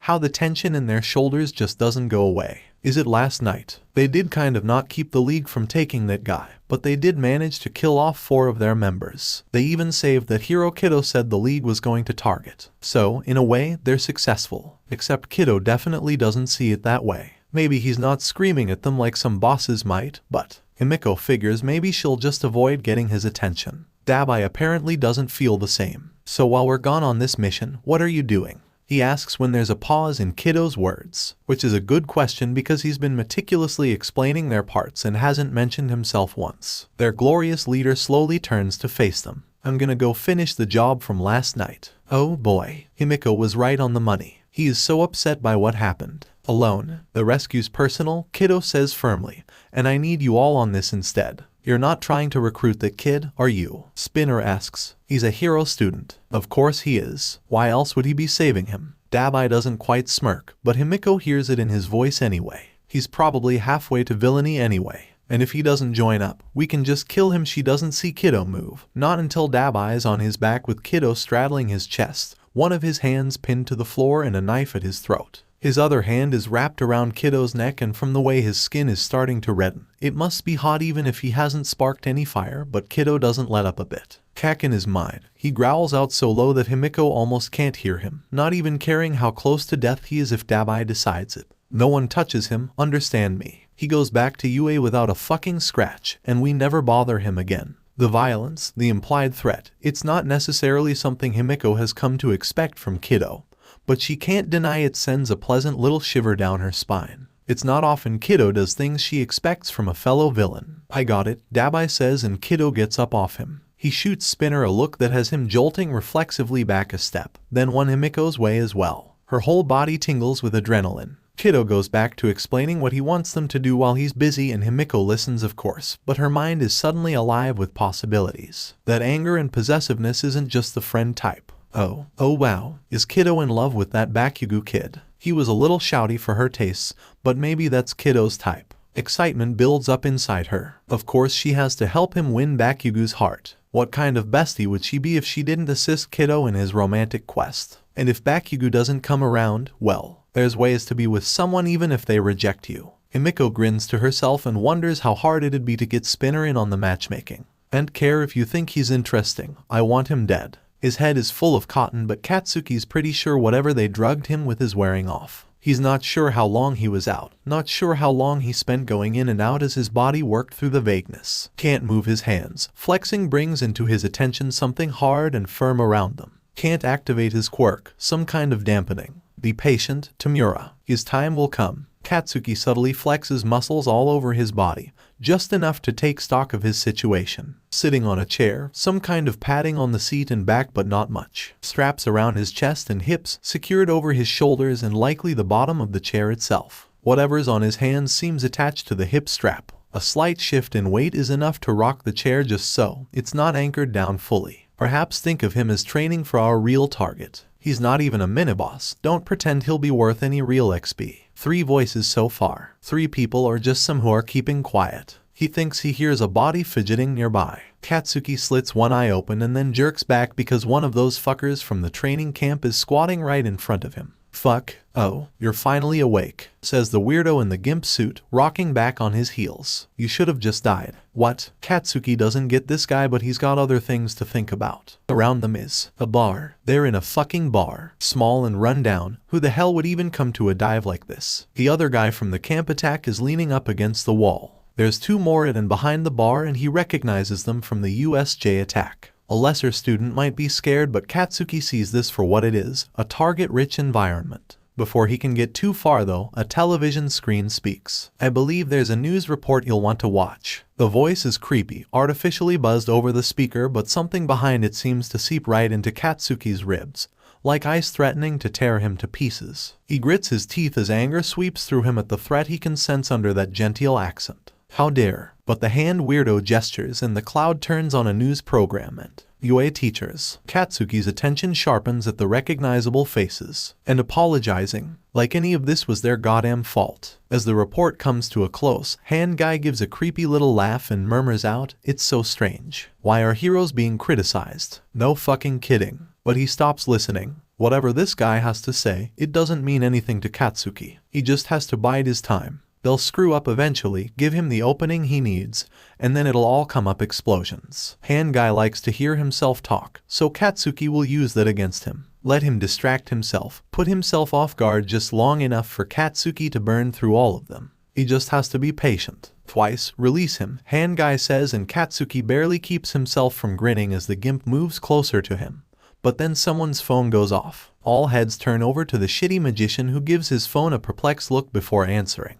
Who is this? How did you? A startled pause. Then, it's for you, Shigaraki. Handman tilts his head, considering it, then says, put it on speaker. Oh good, now I can make sure all of your friends get to hear the warning, too. Thanks for saving me time, says the phone in Deku's voice but using a tone Katsuki isn't familiar with. What the hell is Deku doing now? Shut up, kiddo, Shigaraki grumbles. You're interrupting. Make me, you crusty son of a bitch. For a second, Katsuki is entirely sure Shigaraki is going to snatch the phone from the magician's hand to disintegrate. But then he just smiles. I've got something of yours, he says with a creepy laugh, and Katsuki isn't fucking standing for that. I don't belong to anyone. The phone crackles oddly before Deku says, you didn't know it, but this is a declaration of war, Shigaraki. I'm coming for Kaken. Oh, that's sweet, but Deku doesn't let Shigaraki get a word in. I'm going to tear your throat open and stuff every one of those hands down it while you choke, Deku says with a cold calm that has the hair on the back of Katsuki's neck standing on edge because what the fuck? What the fuck? Deku doesn't say shit like that. Then I'm going to break every bone in Mr. Compress's body and let Dabai roast him alive. The magician stiffens and seems like he might retort, but the words don't come before Deku continues. Twice is salvageable, but if you won't turn to my side I don't mind getting rid of him, too. I'll even make it quick and painless since his only real problem is making the wrong friends. Everything in the gimp's body language screams confusion. Kurogiri's a toss-up. I might just give him to the heroes. I'm sure Eraserhead has a few things he'd love to hash out with him. Did you have anything other than threats to offer? Asks the TV screen abruptly, and Deku's ridiculously out of character words pause. It's nice to hear from you again, kiddo. Is it? Because I've got 4 bodies that say otherwise. Bodies? What the hell is Deku going on about? A regrettable loss, the TV says without sounding regretful at all. Tell me, what did you think you would gain in making an enemy of the League of Villains? Oh, they don't even rate as an enemy, Deku replies with that same weird flippancy. This is just a lesson that needs to be taught. No one touches my things. Katsuki sees red. Fuck you, you damn shitty ass nerd. It doesn't seem he returns your feelings, kiddo, the TV says with a low chuckle. He's shit out of luck if he thinks that matters. That's it. When this is over, Katsuki is going to murder Deku. At least after he finds out what the fuck is going on with him. There's nothing familiar in this cold, almost bored banter. When the hell did Deku turn into someone who could discount actual villains like they were ants on the sidewalk? Tell you what, Deku says, I'll give you a chance. You've got 4 hours to let Kaken go, unharmed with his quirk intact. I've already said what I'll do to you all if you don't. Time starts now. There's a quiet chirp as the call disconnects, and then the villains descend into cursing and snarling and fronting. Katsuki watches it all from his seat without mirth. He's too confused to give a shit what the villains decide, mind reeling and spinning around what the hell just happened. Why is Deku acting like this? What the hell was up with him at the camp? What happened? All their lives, Deku has just been a clingy hanger-on, chasing after Katsuki like the rest of the extras except even more pathetically. Weak, whiny, with dreams he'd never be able to achieve. It would have been better if Deku gave up the idea of being a hero after finding out he was quirkless, but no. No, he kept stoking that impossible little dream like happy thoughts and fairy dust might change reality. Nothing Katsuki ever said to him seemed to matter, nothing dissuaded him. Except when it did, finally. When Deku went quiet in their final year of middle school, Katsuki figured he'd just finally woken up. Finally faced the facts. There would never be a world in which Deku could be a hero. Now, after seeing Deku cold and bloodied at the camp, hearing him threaten villains as easily as breathing, now he wonders if he should have given Deku a second thought after all. Something changed then, and now Deku's running rampant doing who the fuck knows. When he gets out of this mess, Katsuki vows to find out just what that change was. Perhaps I should make my grand entrance, the TV screen says, just barely audible under the others, and Katsuki has no idea who he is, but something makes him entirely sure that spells bad news. More reason for him to escape before Deku embarrasses him all over again with a rescue. The message itself isn't surprising. A request for action, mentions of the videos and internet popularity. Alba Manami is more bothered by the fact that the message is handwritten and sitting on her desk in her locked apartment. The front door lock was jimmied open but not damaged. The cameras weren't tampered with. She reviews the footage and only sees a teenage-looking boy break in, walk to her desk, and put down the note before leaving. He touched nothing, barely seemed interested, and was out in less than a minute. She saves stills best showing his face and runs a scan through recent news reports but doesn't have any hits. The note is simple. 𝗵𝗲, I'd like to ask a favor and I think you and 𝗵𝗃 will be interested. It would lead to a huge surge of popularity to the video channel and continue to propel his rise to fame. I need All Might kept out of my way for a few hours and can provide a complete itinerary of his movements so that you can plan for the most bombastic presentation for your videos. He just needs to get led around a bit. All Might is not to be harmed, and I don't believe he would try to harm 𝗵𝗃 either, as long as he isn't directly attacked and 𝗵𝗃 doesn't risk civilian lives. If this interests you, please contact me at the number below for more details. This is time sensitive, please reach out immediately. Kiddo, because she hasn't lived under a rock for the last 6 months. Manami knows who Kiddo is but not why he thought to reach out to her. He's more of a vigilante than anything, as far as she's concerned. The way he's targeting other villains, how he's recruiting some to help him tear at the current power structures she and 𝗵𝗃 have so far managed to stay far away from. His information brokering has definitely slowed down in the last few months, but even Manami used some of it for a caper, and was thankful he'd underchanged. The last she heard, it seems like he's focused on bringing down a villain group that's been growing in power for most of the year. Is he gearing up for something big, and that's why he needs the #1 hero kept out of the way? All Might is not to be harmed, tapping her chin. Manami considers the options and then calls 𝗵𝗃. They may plan these things together, but he'll have final say on whether he's interested. 𝗵𝗃 is intrigued enough for them to make the call. Then Kiddo's idea sounds like so much fun and a great test of skill that they agree. That's how, an hour later, 𝗵𝗲 chases after her beloved 𝗵𝗃 as he annoys the great All Might into an extended game of cat and mouse. Kiddo was right. These shots are wonderful. They still have an hour left in Kiddo's ultimatum. Twice has gone to scout the area with Mr. Compress and Kurogiri's checking into some of their contacts to see if Kiddo can be tracked down and taken out first. But Tamura is still just here, staring at the surly UA student he'd been so sure they could turn. 3 hours hadn't broken the kid's spirit for them to remake. They'd let him free for a few minutes before he immediately went on the attack and had to be restrained again. Even restrained, Bakugo spent every second of it cussing at them and insulting their goals and skills until Tamura had him gagged. Now, it's just the two of them glaring at one another. He wants to just give up and destroy the brat, but maybe this is a good chance to get rid of a pain in his ass. They guessed Kiddo must have found out about the bar, but that just means they know when and where Kiddo's going to be in an hour, might as well overwhelm him and take him out of the game. Tamura's lips twist into a smile as he imagines that piece of shit optional boss begging for his life before Tamura dusts him. Are you sure you don't want me to be there? Sensei asks over the speaker, and Tamura resists the urge to roll his eyes. If we can't handle Kiddo, how are we supposed to take out All Might? Just don't underestimate your enemy, Tamura. I'd hate for you to lose any more of your major pieces. Jaw clenching, Tamura feels his teeth grind as he glares harder at Bakugo. Already bad enough that Sensei wants to abandon the bar and make a base elsewhere. Bad enough that they lost so many in getting Bakugo and the kid won't even turn.